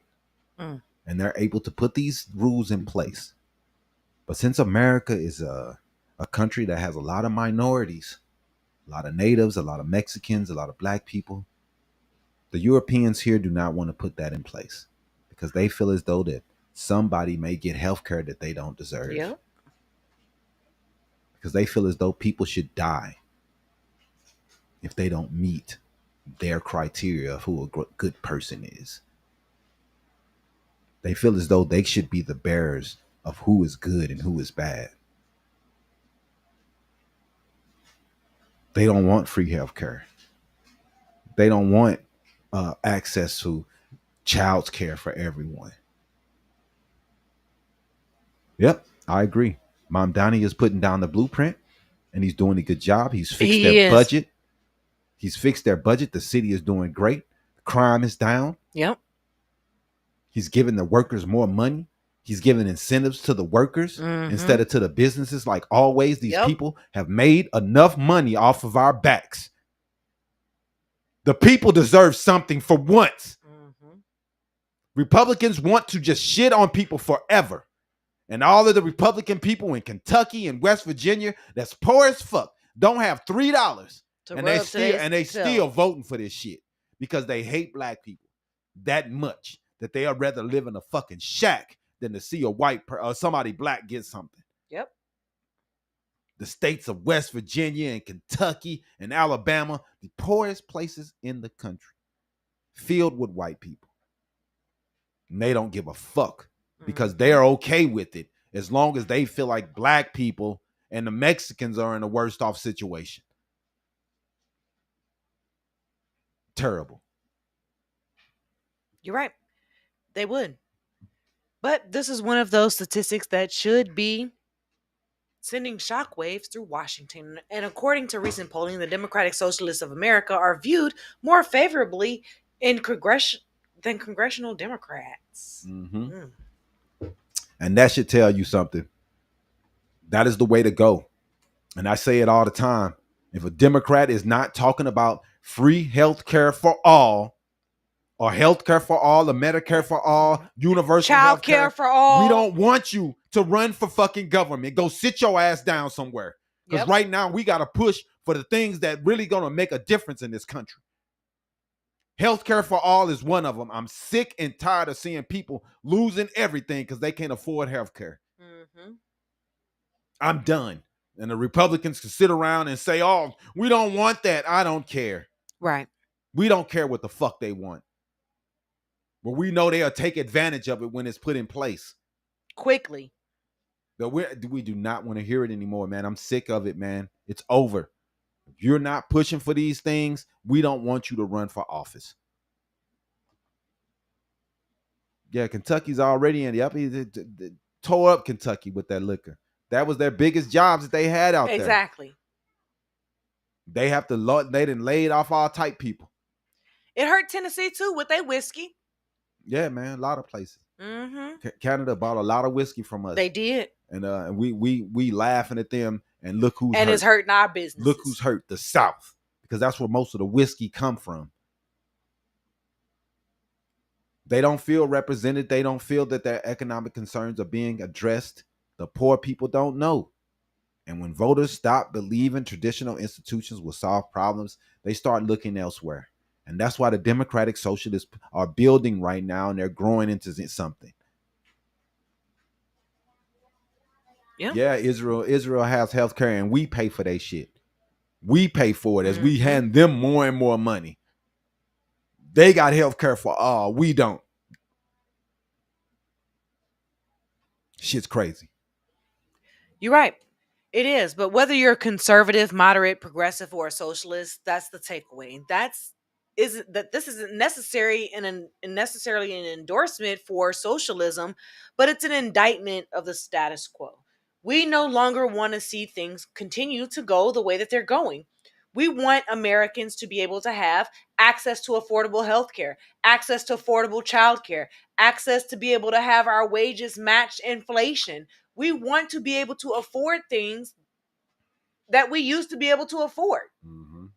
Not just to continue to see our paycheck dwindle, not to just be able to go to the grocery store and spend $70 on 3 bags of groceries, which is absolutely asinine.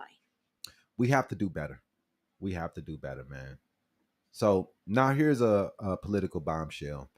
Hillary Clinton says Joe Biden running for a second term and even started to go for the second term was a terrible mistake. Joe, man, I agree with her on that yeah, point. man. Yeah, he was looking bad. I agree with her. And the fact that none of the Democrats came out and openly said, hey, Biden is not looking good. We got to do something.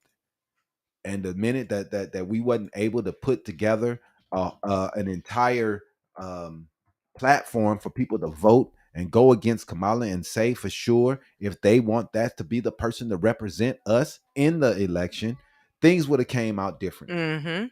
Now, I understand that she was the VP, but that doesn't automatically mean that she was going to be the person that people wanted to run. So it was a bad decision by fucking Biden.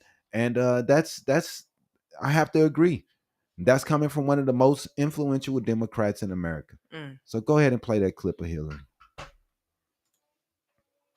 He made a terrible mistake. He made a terrible mistake for himself, his legacy, and for the country. Let's turn to some domestic concerns. A few weeks ago, the Democratic National Committee released an autopsy report on the 2024 election. It satisfied nobody.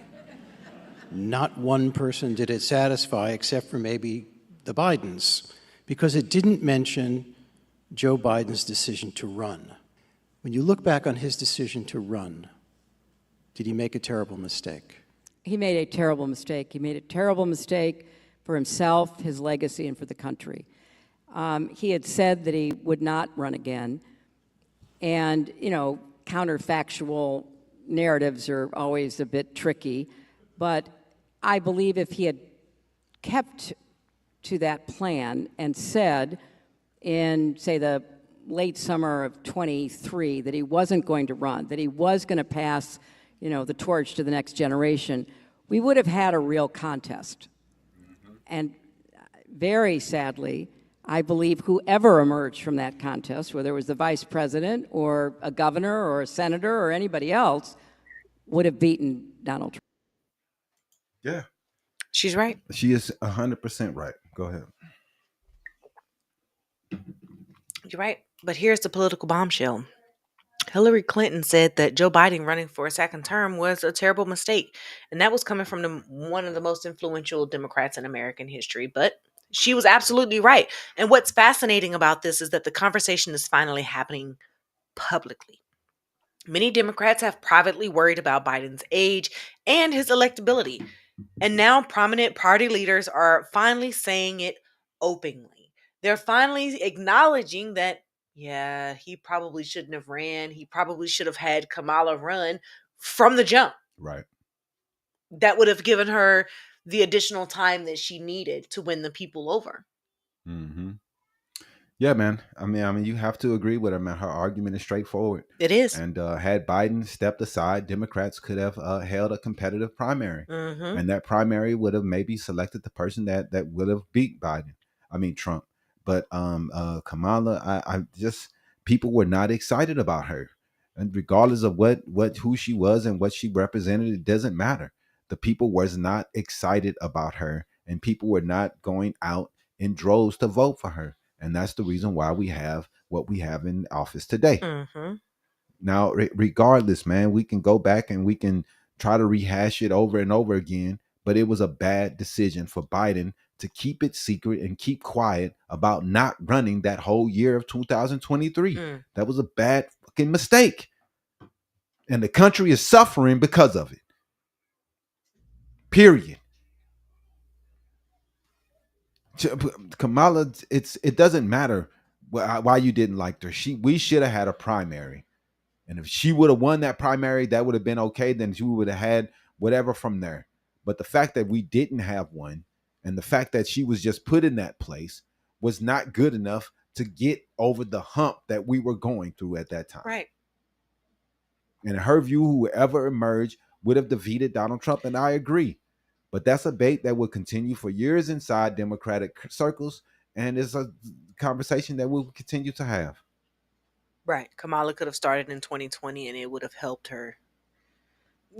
You're right. It would have helped her if she'd have started in 2020 if Biden had not decided but to Biden run a second term. Right, but yeah, if she could have known that she was going to run the whole time, and then she could have took over the reins a long time ago. Right. Then it would have showed that she can do the leadership, and he stepped back because he was sick.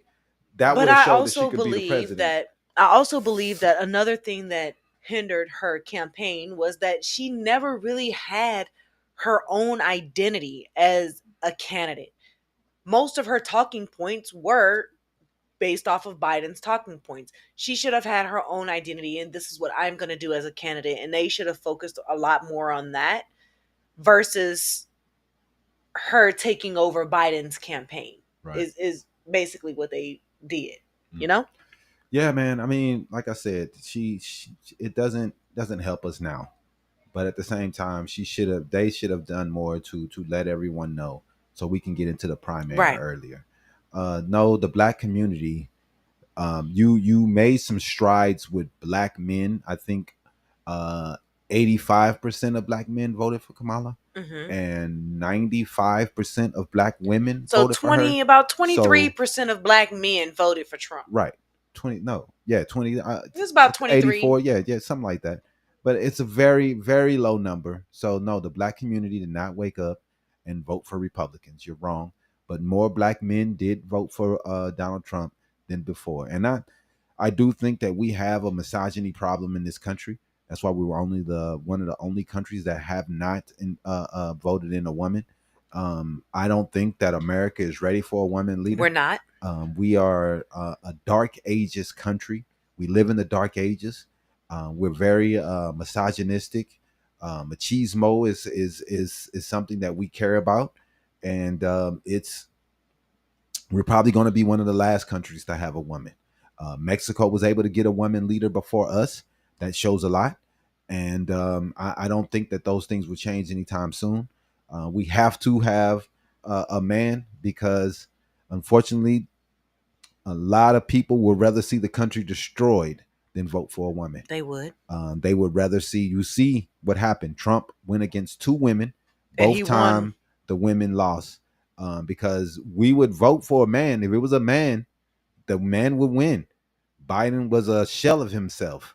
And we voted for Biden over Trump because he was a man. Yep. But when it comes to a woman being in that leadership chair, we would rather vote for Trump than vote for a people woman. will abandon everything they believe in just to make sure that there's a man in charge. Yep. And if it doesn't matter how much they hated Trump, they can't vote for a woman. And that's the way it was, man. And that's the reason why Trump won. He went against two women. He beat up on women.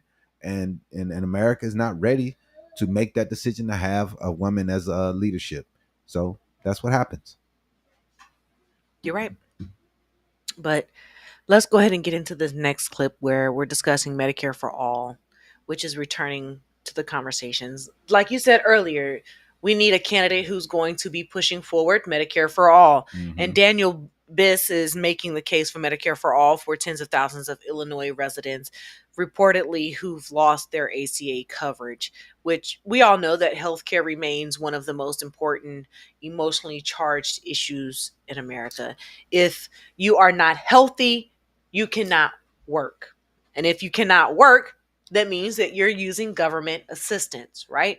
And the goal here is to have all Americans healthy enough to where they are working and using less and less government benefits. Yeah. Go ahead and run that clip.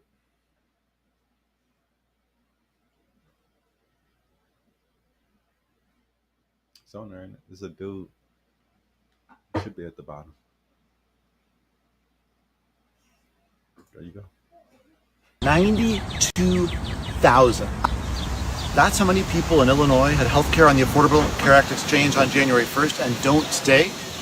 I'm Daniel Biss. I'm the Democratic nominee for Congress in the 9th District of Illinois, and here's what happened. Donald Trump and the Republicans cut the Affordable Care Act subsidies, and so now the premiums are up an average of 26% in Illinois, and 92,000 people have lost their care. This is what happens when we put the challenge of affordability and economic justice in the hands of very wealthy people who only care about themselves. It is time to fight and win, not only to restore the Affordable Care Act subsidies, but for Medicare.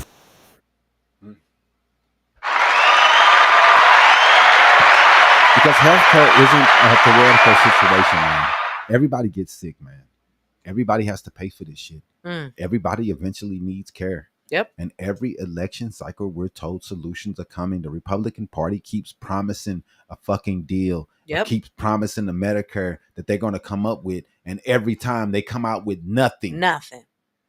Yet millions still struggle with coverage, deductibles, and costs. And nobody can afford healthcare. This is not what America is supposed to be about. At all. And the larger question is whether or not the current system is sustainable. It's not. If you really want to know the truth, it's not. And more Americans are starting to ask that question.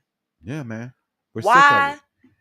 does a family deductible cost $17,000, which means that I cannot get my health care covered until I reach that deductible, which means I got to pay $17,000 in health care costs throughout a 12-month period in order to have any services covered by my health insurance company. Whether that's a private plan or a health employer sponsored plan. Yeah. That's ridiculous. And for the people who are saying that we can't afford Medicare, we're already paid for Medicare. Then we already pay for private insurance. Like, we're paying so much money. We're paying more than all of these other countries are paying, and we don't even have the access that they have. Right. Like, y'all are so dumb that y'all think that, oh, they have to get taxed. No, we're paying more. We're paying more than anyone. You idiots. Our system costs more than anyone else's system. We are paying the most. Y'all always want to talk about everybody else's system, but you never want to see that America pays more than anyone else. They're paying less than us, and they're getting better access. And you fuckers keep fighting for this stupid ass system. It makes no sense. Our system is terrible. We get worse access and we pay more than anyone. Then you want to sit around talking about how much everybody else pays. They are paying less than we are. I got you. The U.S. spends nearly twice as much per person on health care as peer nations. Americans are spending approximately $14,885 per capita annually, compared to an average of just $7,371 in other wealthy countries, despite using fewer medical services on average. On average, Americans are using less medical services, yet we're paying double than other everybody countries. else is paying. And these motherfuckers Make it make sense. want to sit around and tell you that our system is the best and we're paying the most. It doesn't make it. How are we paying the most and get the less access? That doesn't make any sense. In Switzerland, they're paying $9,963 per person annually for health care. Whereas in the United States, we're paying $14,885 per person annually. It makes zero sense. That's like I said, if you're a Democrat and if you're coming out, if you're not talking about Medicare for all, we don't want you to run. We know the Republicans have no plan and they just want to keep the status quo, but we're not hearing that. The ACA was a band-aid to a problem that we already had. You can try to blame all the issues on the ACA, but we already had the problem. That's what he was trying to fix. A problem that we already had. The problem still exists. I wish he just would have went all the way and just did Medicare for all instead of the ACA, trying to get fucking healthcare for you idiots. You should have just did the fucking Medicare for all. That was just a dumb decision. I agree. He should have went all the way. He should have definitely went for Medicare for all, and he should have also raised the taxes on the wealthy. Yes, that's what he should have did, and he should have did it without any remorse in doing it. That's real. That's two things I disagree with Obama. 100%. I so wholeheartedly 100% wish to God that's what he would have done. But he did not. So things are getting weird when we're debating whether affordability is a real word. But this is something that's going on with the Trump administration. Trump has said over and over again that the Democrats have made up the word affordability.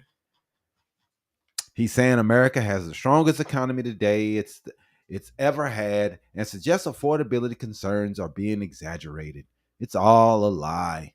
So let's go ahead and play the video of Trump talking about Democrats making up the word affordability. That we have a very resilient economy. We have the strongest economy we've ever had. Now, the word affordability is a fake word but made up by the Democrats. Here's where it's fake. Because they made it up. Because I inherited these prices. Because I inherited these problems. So affordability don't exist because you inherited an issue that we were having under COVID. And you just came in. Which happened under his first term. Right. 10 times worse. It made it worse. Your tariffs, your lowering taxes for the rich, the deficit is ballooning, something that you guys only care about when there's a Democrat in office. When you get in office, what is Trump talking about the deficit? Not even talking about it. Doesn't bring it up ever. But when a Democrat get in there, that's all they're going to talk about is the deficit. Look at the deficit. Look at the deficit. Even though they're the ones that's running it up. Even though they're the ones that's spending all the fucking money. It's terrible, man. It's terrible. You're right. It's very terrible. Meanwhile, we got regular Americans looking at rent. They're looking at their groceries, their insurance, their childcare, housing. And they're saying, hold on, wait a minute. The economy can be strong enough to appear on paper, but we're financially squeezed. Right. You're telling me that the economy is doing the best it's ever done. Meanwhile, I'm struggling to put food on the table for my kids. I'm struggling to be able to pay for healthcare, to take them to the doctor when they get sick. Right. I can barely put gas in my car to take them back and forth to school. Or I can barely afford to give them $1.60 to make sure that they have their lunch money every day. Mm-hmm. Because the government tells me I make too much money to be able to get a little bit of assistance making $19 an hour. It's dumb shit. Can you afford that? When your rent's astronomical? Grocery prices are ridiculous? Yeah. And the gas, let's not talk about that. Well, let's put that comment up there. The dude talking about Dr. Sebi. Let's go up right there.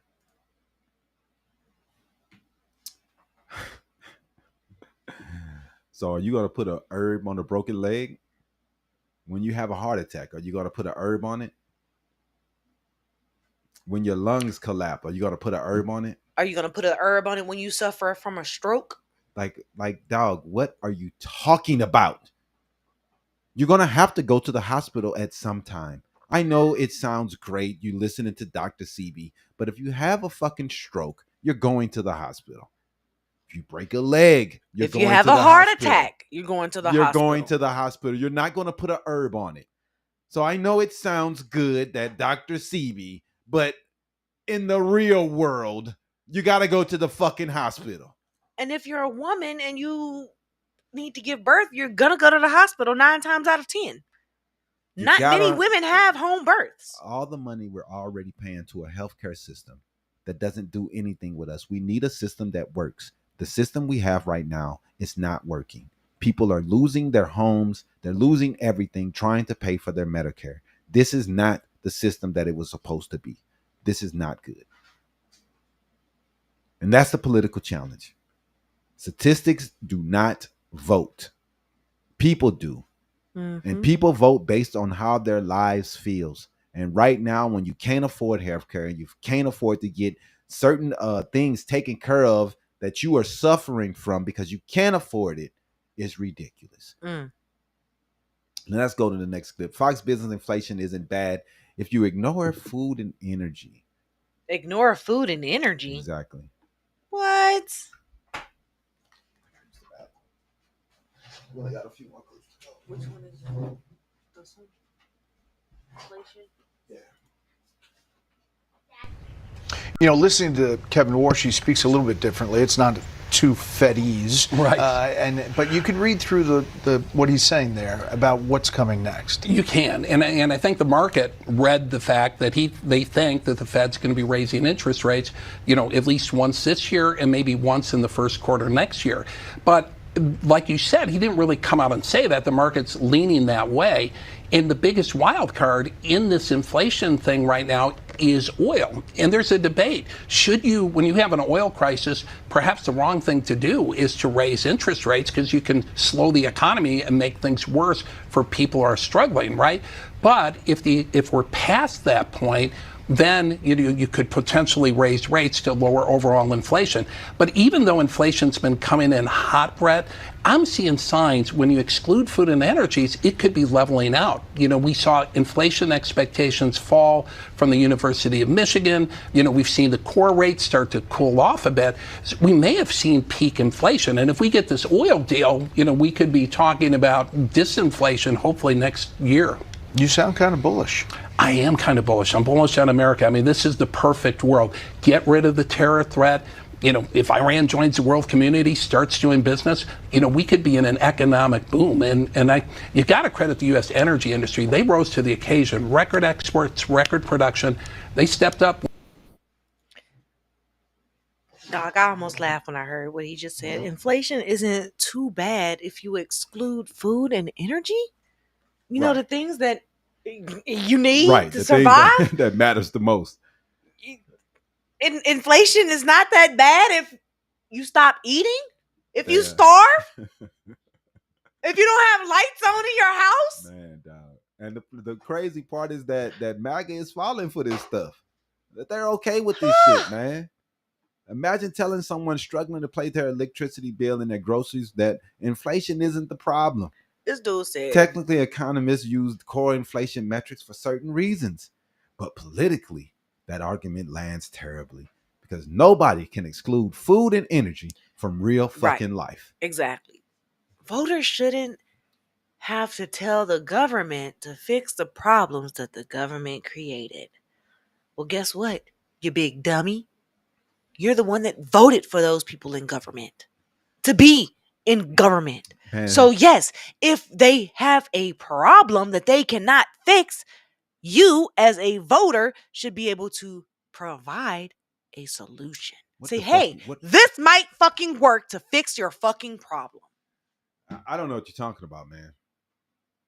That's the whole reason why we vote, is to hold those in power accountable for the things that they're supposed to be doing. They went on a campaign and said, hey, we promise we're going to do this for you. Right. And if we don't hold them to account, then they can just get in office and just do whatever the hell they want to.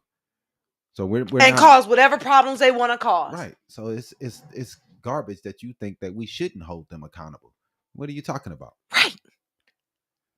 So now, for what many of the most symbolic story of the week, Trump reportedly have spent $14 million repainting the fucking reflecting pool. It's up to 15 million now. And now the paint is peeling. Now, this guy is the same guy who says he has no money for childcare, no money for health care, no money for the veterans, no money for the homeless. He has no money for anything. But spending $15 million on paint that's peeling up had, no big deal. No big deal. Go ahead, play the videos, man.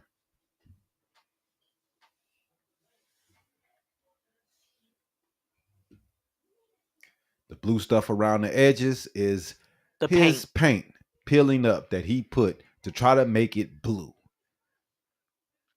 Paint is peeling up all across the monument. Trump is turning 80 and no need to get him a gift. He already has the thing that he wants most. The reflecting pool's finished, filled with water. Looks beautiful. Everybody's looking at that reflecting pool. They can't believe it. But it's really beautiful. It's something for you to see. It's incredible. Yes, it's so incredible. Sure, maybe Donald Trump can't fight a war or end a war or steal any oil or get a checkup without seeing 24 doctors, but the man can keep a pool crystal clear. Algae has been spotted inside the newly renovated Lincoln Memorial reflecting pool. Oh, now even Trump's pool needs 22 specialists. You do not want the pool to turn green. Otherwise, John Fetterman might confuse it for the swamp he grew up in.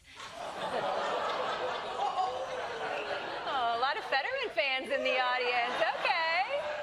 But look, this is tough because Trump wanted the pool to be a symbol of his accomplishments as president. And now it's just a revolting mess of foul slime. So, yeah, that seems about... Foul slime. Yeah. that not just a little bit of peeling. That's huge chunks, visible chunks, days after it's been completed.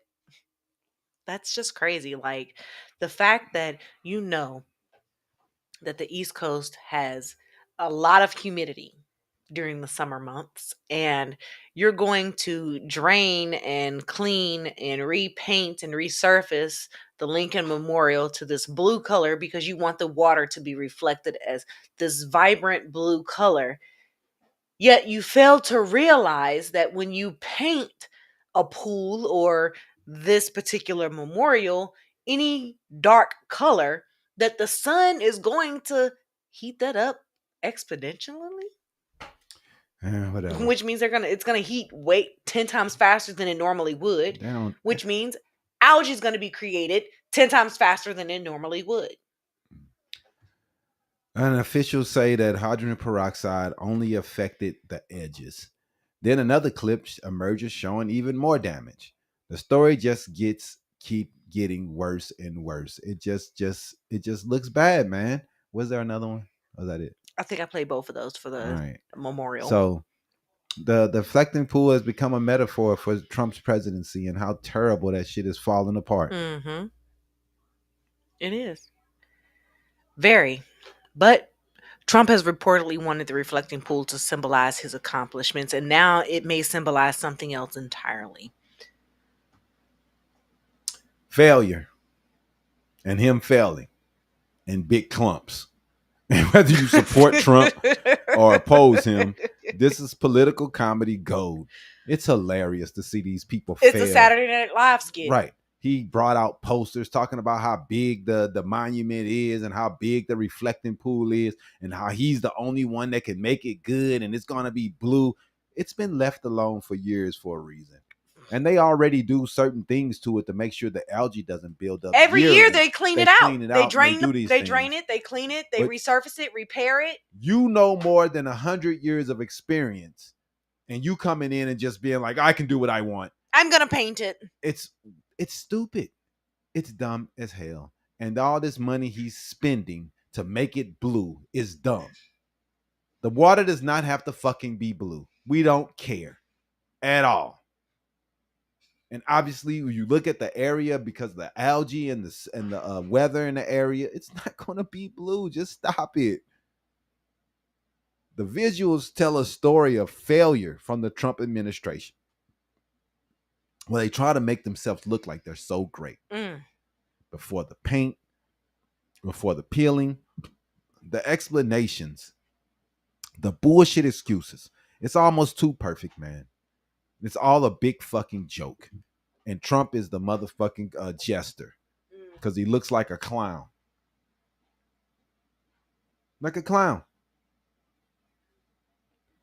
So I mean, I don't know. I don't know what else to say, man, on these things, man. We already played that one. It's just sad to see so much focus on this pool when there's so many things that could be done. Yeah. He's trying to build everything to make himself look like he was a great president instead of putting in policies and putting in things that's going to help people, that in the end people will say that you are great because how you help the American people. Yep. But instead he's doing the opposite and just building monuments for himself. Making everything about him. His birthday, we're celebrating, and it's going to be great in front of the White House. Instead of celebrating America's birthday. Not inviting right the 250. It's him that we're fucking celebrating. Him turning 80. Everything's about him.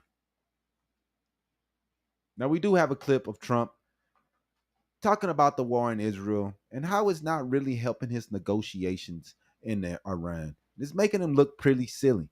But that's what you do. That's what happens when you team up with Netanyahu, and you're going to look like a fool because that's what he's looking like. Down. A wise man. I'll tell you what, Israel's fighting Hezbollah too long and too many people are being killed. And you don't have to knock down an apartment house every time you're looking for somebody, because there are a lot of people in those apartment houses, and they're not all Hezbollah, that I can tell you. And I suggested to Israel to let Syria take care of Hezbollah. Because to be honest with you, I think they do a better job of doing it.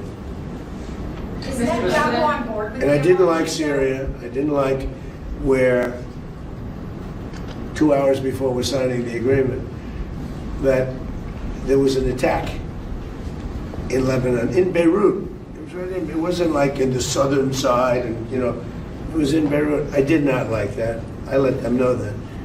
I didn't like it, not at all. But I think that Syria, he's pulled that country together amazingly quickly. He's very capable.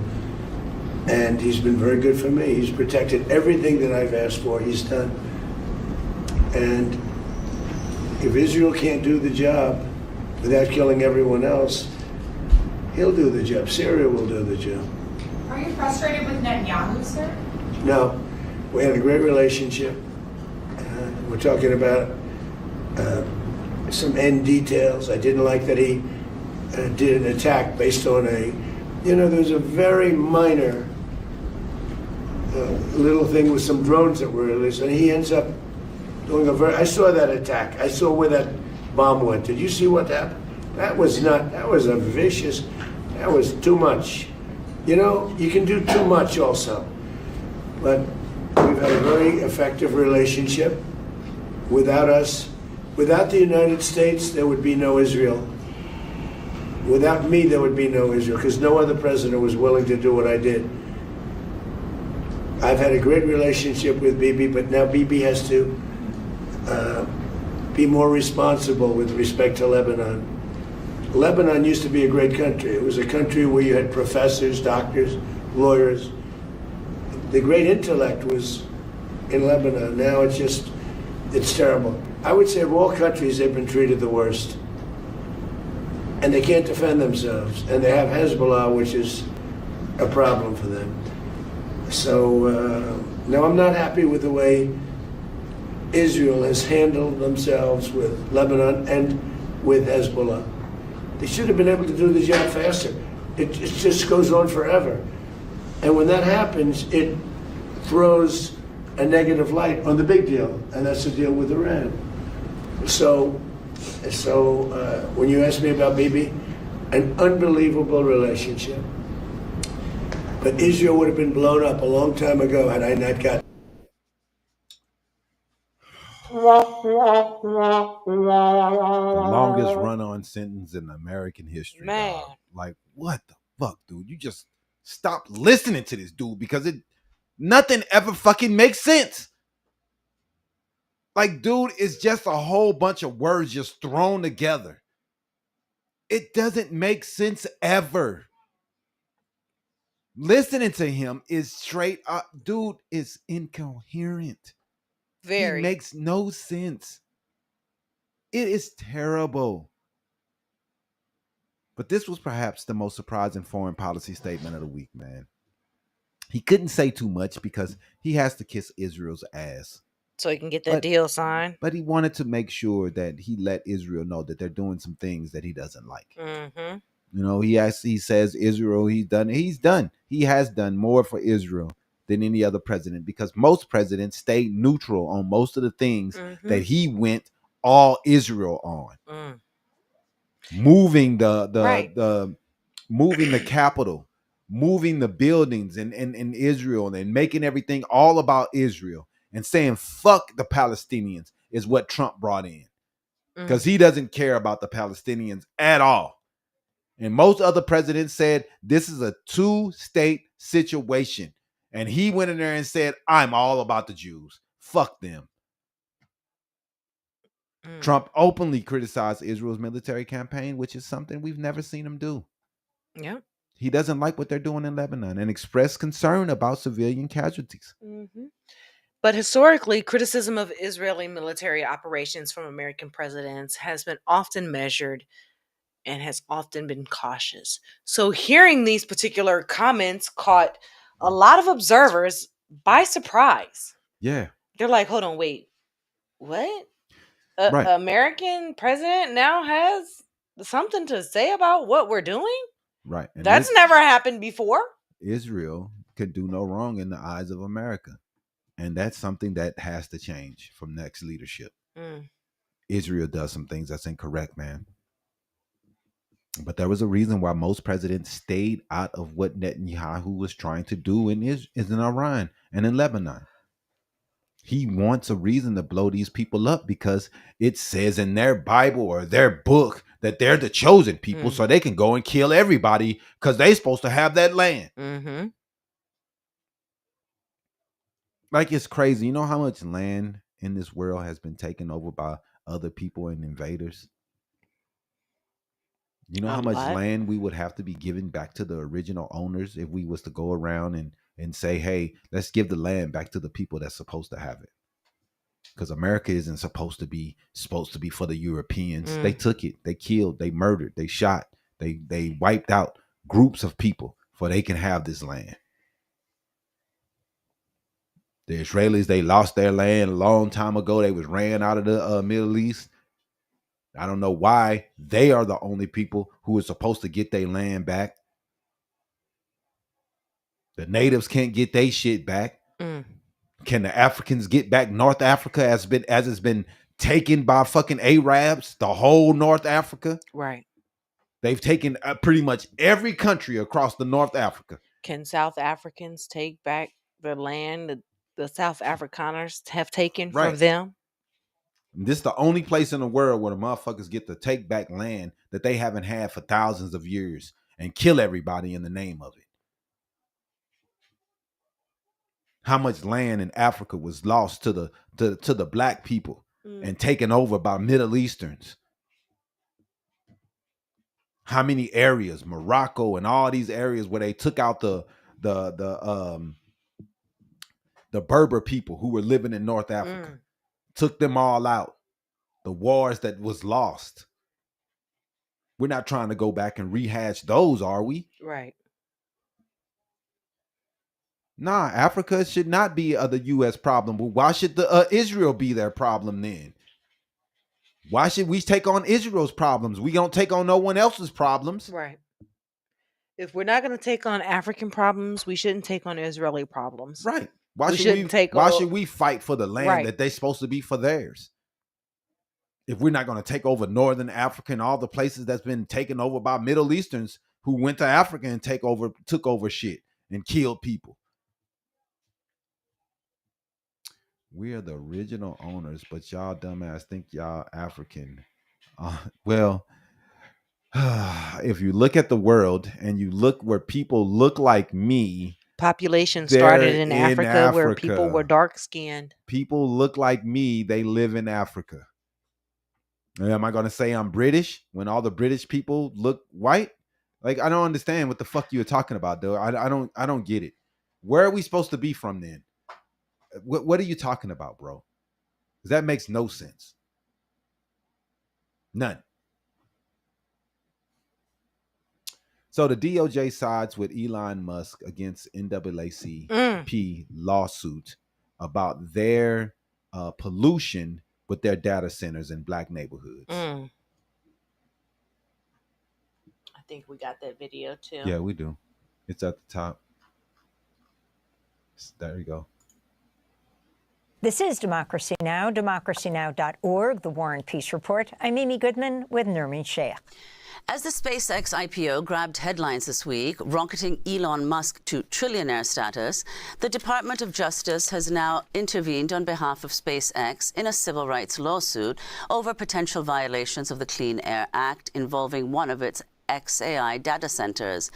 The NAACP and environmental groups sued the company in April, saying it is illegally operating dozens of gas-burning turbines in Mississippi, near homes, schools, and churches in North Mississippi and nearby Memphis, Tennessee. In a motion filed by the DOJ's Environment and Natural Resources Division on Monday, the DOJ asked the court to throw out the lawsuit, accusing the NAACP of threatening, quote, American national, economic, and energy security by seeking to shut off power needed for AI development. For more, we go to the capital of California, to Sacramento, where we're joined by Abray Connor, director of the NAACP Center for Environmental and Climate Justice. Lay out your response to SpaceX acquiring Musk's AI company XAI and the lawsuit of the NAACP. Yeah, well, we already were in the fight of our lives with communities by fighting a billionaire who decided to go into a predominantly black community, first in Memphis, utilizing mass turbines that were polluting the community, and then copy and pasting that same type of project in South Haven, Mississippi. And then whenever you now move into a place where now there is a trillionaire who is making decisions and feeling as though he does not have to necessarily follow the Clean Air Act, that's a problem. We filed a lawsuit because the Clean Air Act is still the law of the land. You cannot actually just go into a community, start polluting, and not actually try to get the permits. Regardless of who is potentially in office, the Trump administration, that does not mean that the law does not apply to you. And so that was why we first filed our lawsuit in South Haven. We then filed a motion for a preliminary injunction because there are now nearly 60 methane gas turbines that are operating in these frontline communities. And we're saying to the court, that there needs to be action more soon. And once we filed our case, we started to hear rumblings that the U.S. Department of Justice was planning to get involved because they do have to make that information public. And what we found out, unfortunately, was that for the first time, the U.S. Department of Justice, even though their mission is supposed to be to protect people, civil rights, the public interest, that they are intervening in a way to support a trillionaire. In a way that they're saying that national security does not necessarily mean that it's protecting the people who are having to live and suffer from methane gas turbines every single day.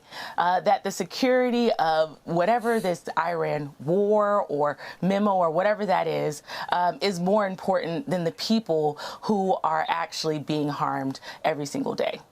So, and Abray, as you said, it's quite extraordinary. Now, Elon Musk and a devoted racist, an open racist, who said openly doesn't think black people are qualified, and openly that he doesn't like black people.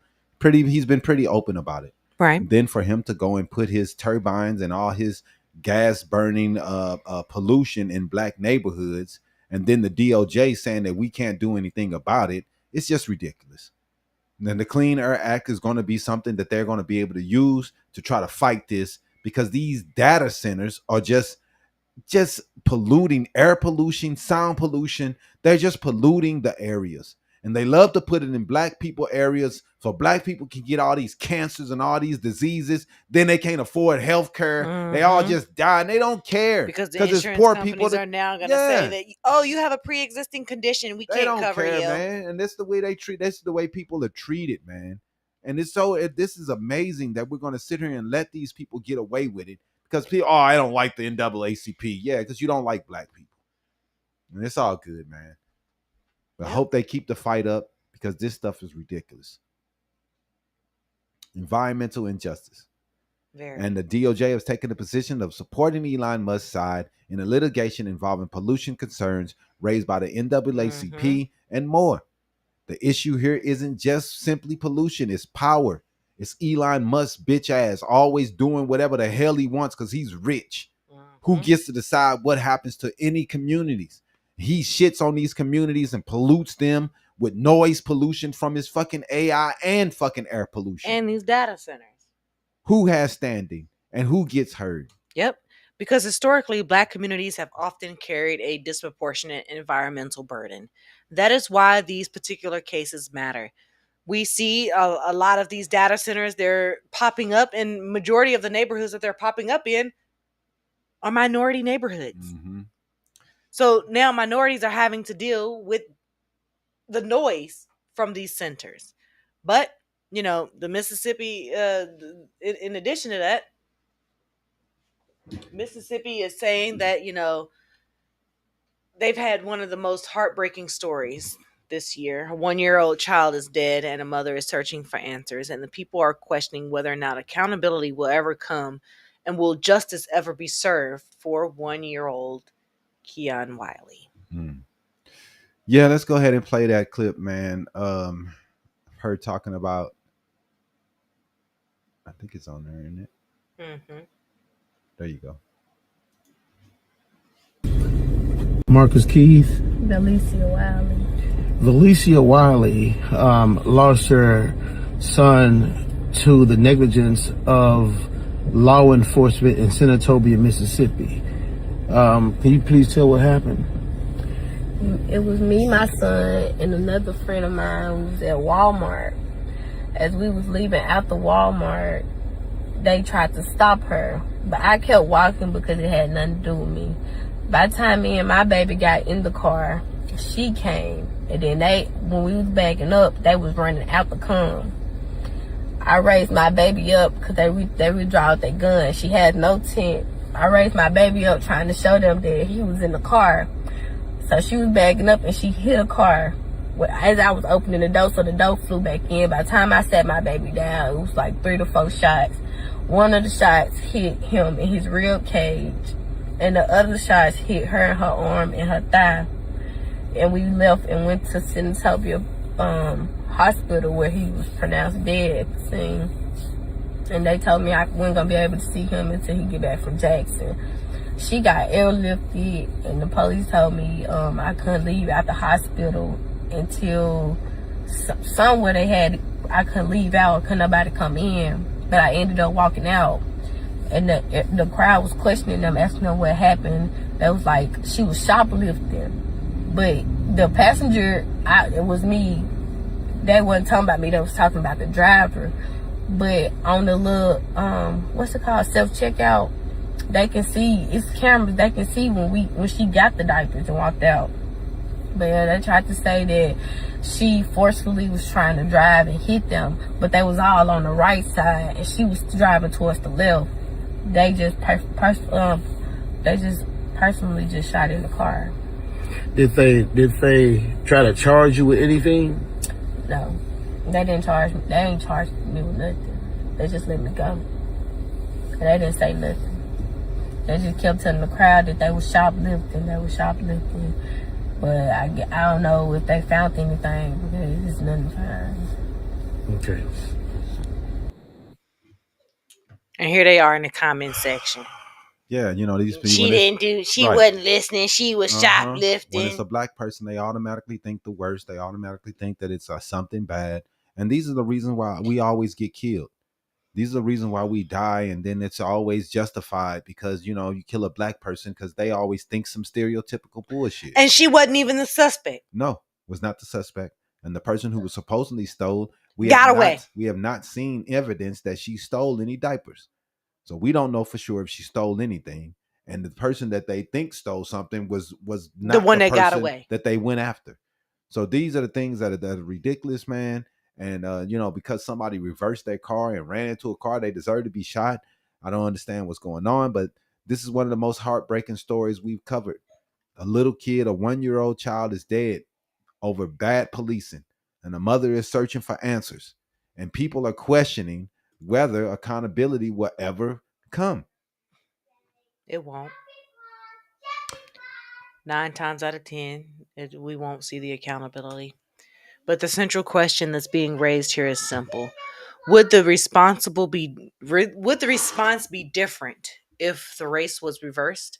If this was a white mother and a white child, would the response be different? That's the difficult question, which is technically an uncomfortable one, but it's one that many Americans are asking. If this had been a white mother and a white child, we would be ecstatic, saying that we need justice for this 1-year-old. It was unfair that the police wrongly targeted this family and this mother and this child. Yeah. But unfortunately, skin color matters in this country. And at the end of the day, a child lost their life. And that should never become a partisan issue, but it always is. And the family deserves transparency. The public deserves answers.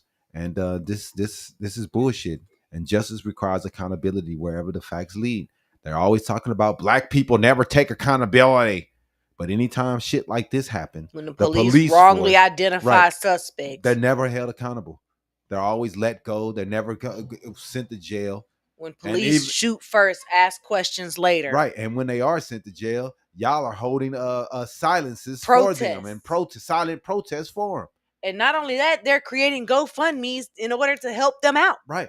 Because they don't think that the black person's death is ever worth anything. So let's play this clip of Michelle Obama talking about Obama doing the coronation of his library in Chicago. Go ahead and play that clip. You were unflappable at every turn, always focused, always calm, always looking at the long view. How absurd it is to even imagine that you might have buckled under the pressure even once, lashed out in frustration, lost your temper. How absurd it is to imagine that you might have done anything but make our family and this entire country proud.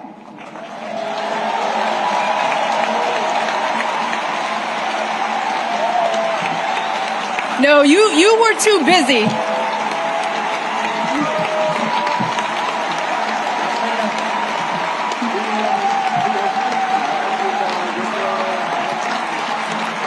I'm not done, y'all. Not done. So much to say. You were doing the people's work, rescuing our economy, expanding health care, ending a war, ordering the bin Laden raid, saving an auto industry, winning a peace prize.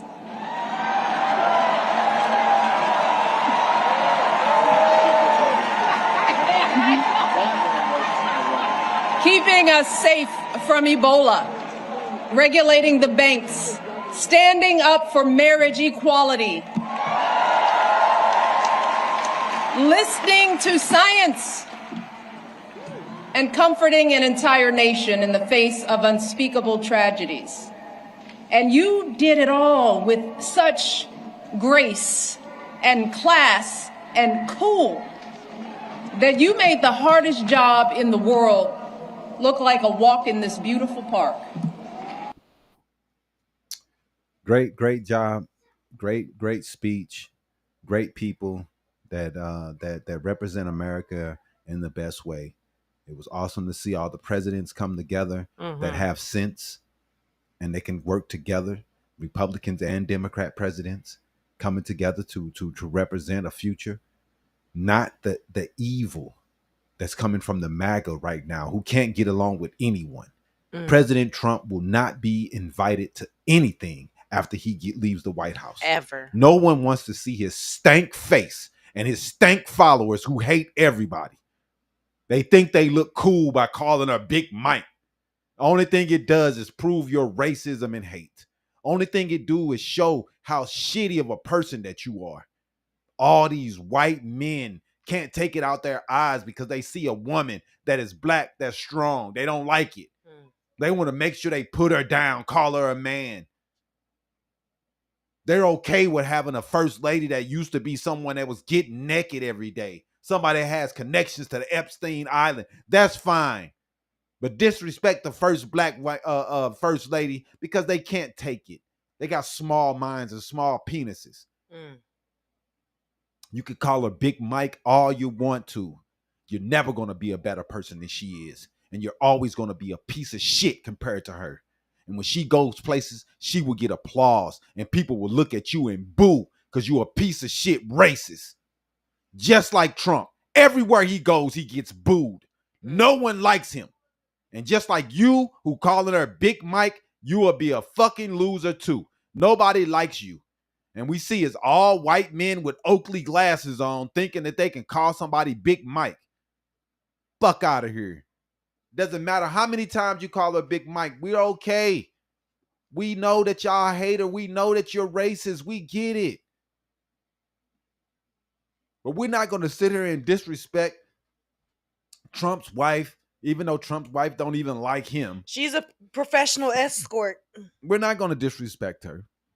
We're going to take the high road because you always take the low road. Always. The Republican Party is filled with evil people who think they're better than someone because their skin tone is darker than them. These people that like, keep it going. You don't prove nothing but you're racist. That's all you prove. Keep it up. Big Mike this, Big Mike that. You're just a racist piece of shit loser. And if she did have a penis, I bet you it's bigger than yours, loser. They mad they got a 2-inch. But that's our clips for the week, man. A lot happened. Federal prosecutions, healthcare debates, questions about affordability. A lot of things to talk about. International diplomacy, police accountability, environmental justice. These are the things that we spoke about. And underneath all of that is the same question. Who benefits from power? Who gets protected? And who gets held accountable? That's the conversation America keeps having. Because in this day and age of the MAGA, Trump, Republicans, we don't know what we're going to have, what freedoms are going to be snatched next. We're going to keep covering it. Yep, we're definitely going to keep covering it. So drop your thoughts in the chat and let us know which story today stood out to you the most.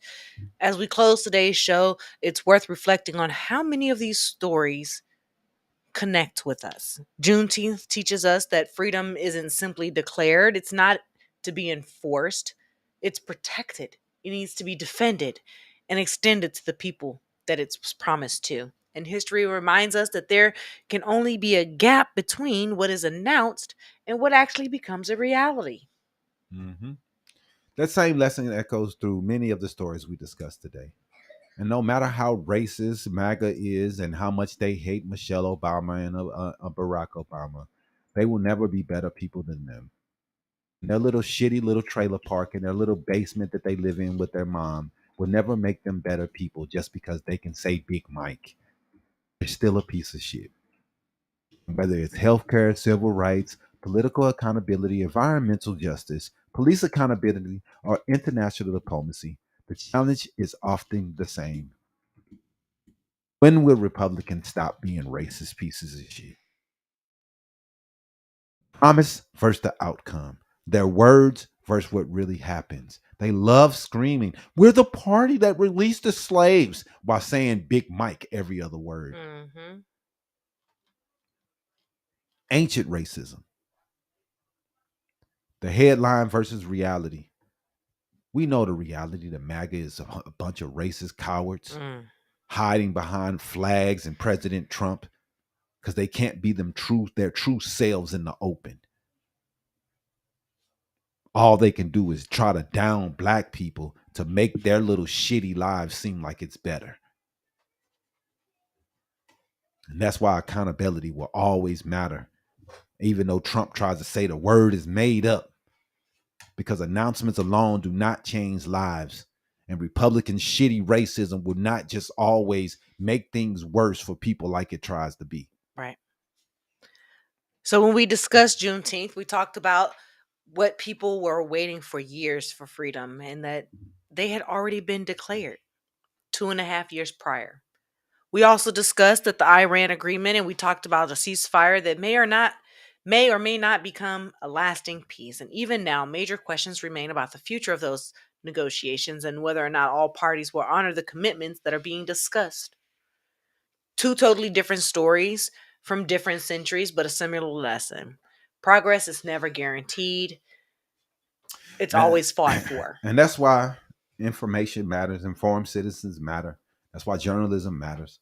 That's why history matters. Because understanding the past helps us understand the present and the races that we have to see every day. The races that are in my comment section. And understanding these races, the present, helps us make better decisions about the future with these races. They're raising their kids to be racist also. Today we talked about freedom. We talked about war. We talked about power. We talked about responsibility. Those conversations aren't always comfortable, but they're necessary. Very, very necessary. So thank you for spending part of your Saturday with us. Thank you for your comments, your questions, your super chats, and your continued support of independent media. If you would like to be a part of our community, please hit that join button and become a member. It's only $1.99, but you get exclusive perks and exclusive content directly from us. For sure. For Iesha and Damon, remember to stay informed, stay engaged, and never stop asking questions. Like always, thank you for watching Habari Live. This news our way today. Have a good rest of your day. Peace out.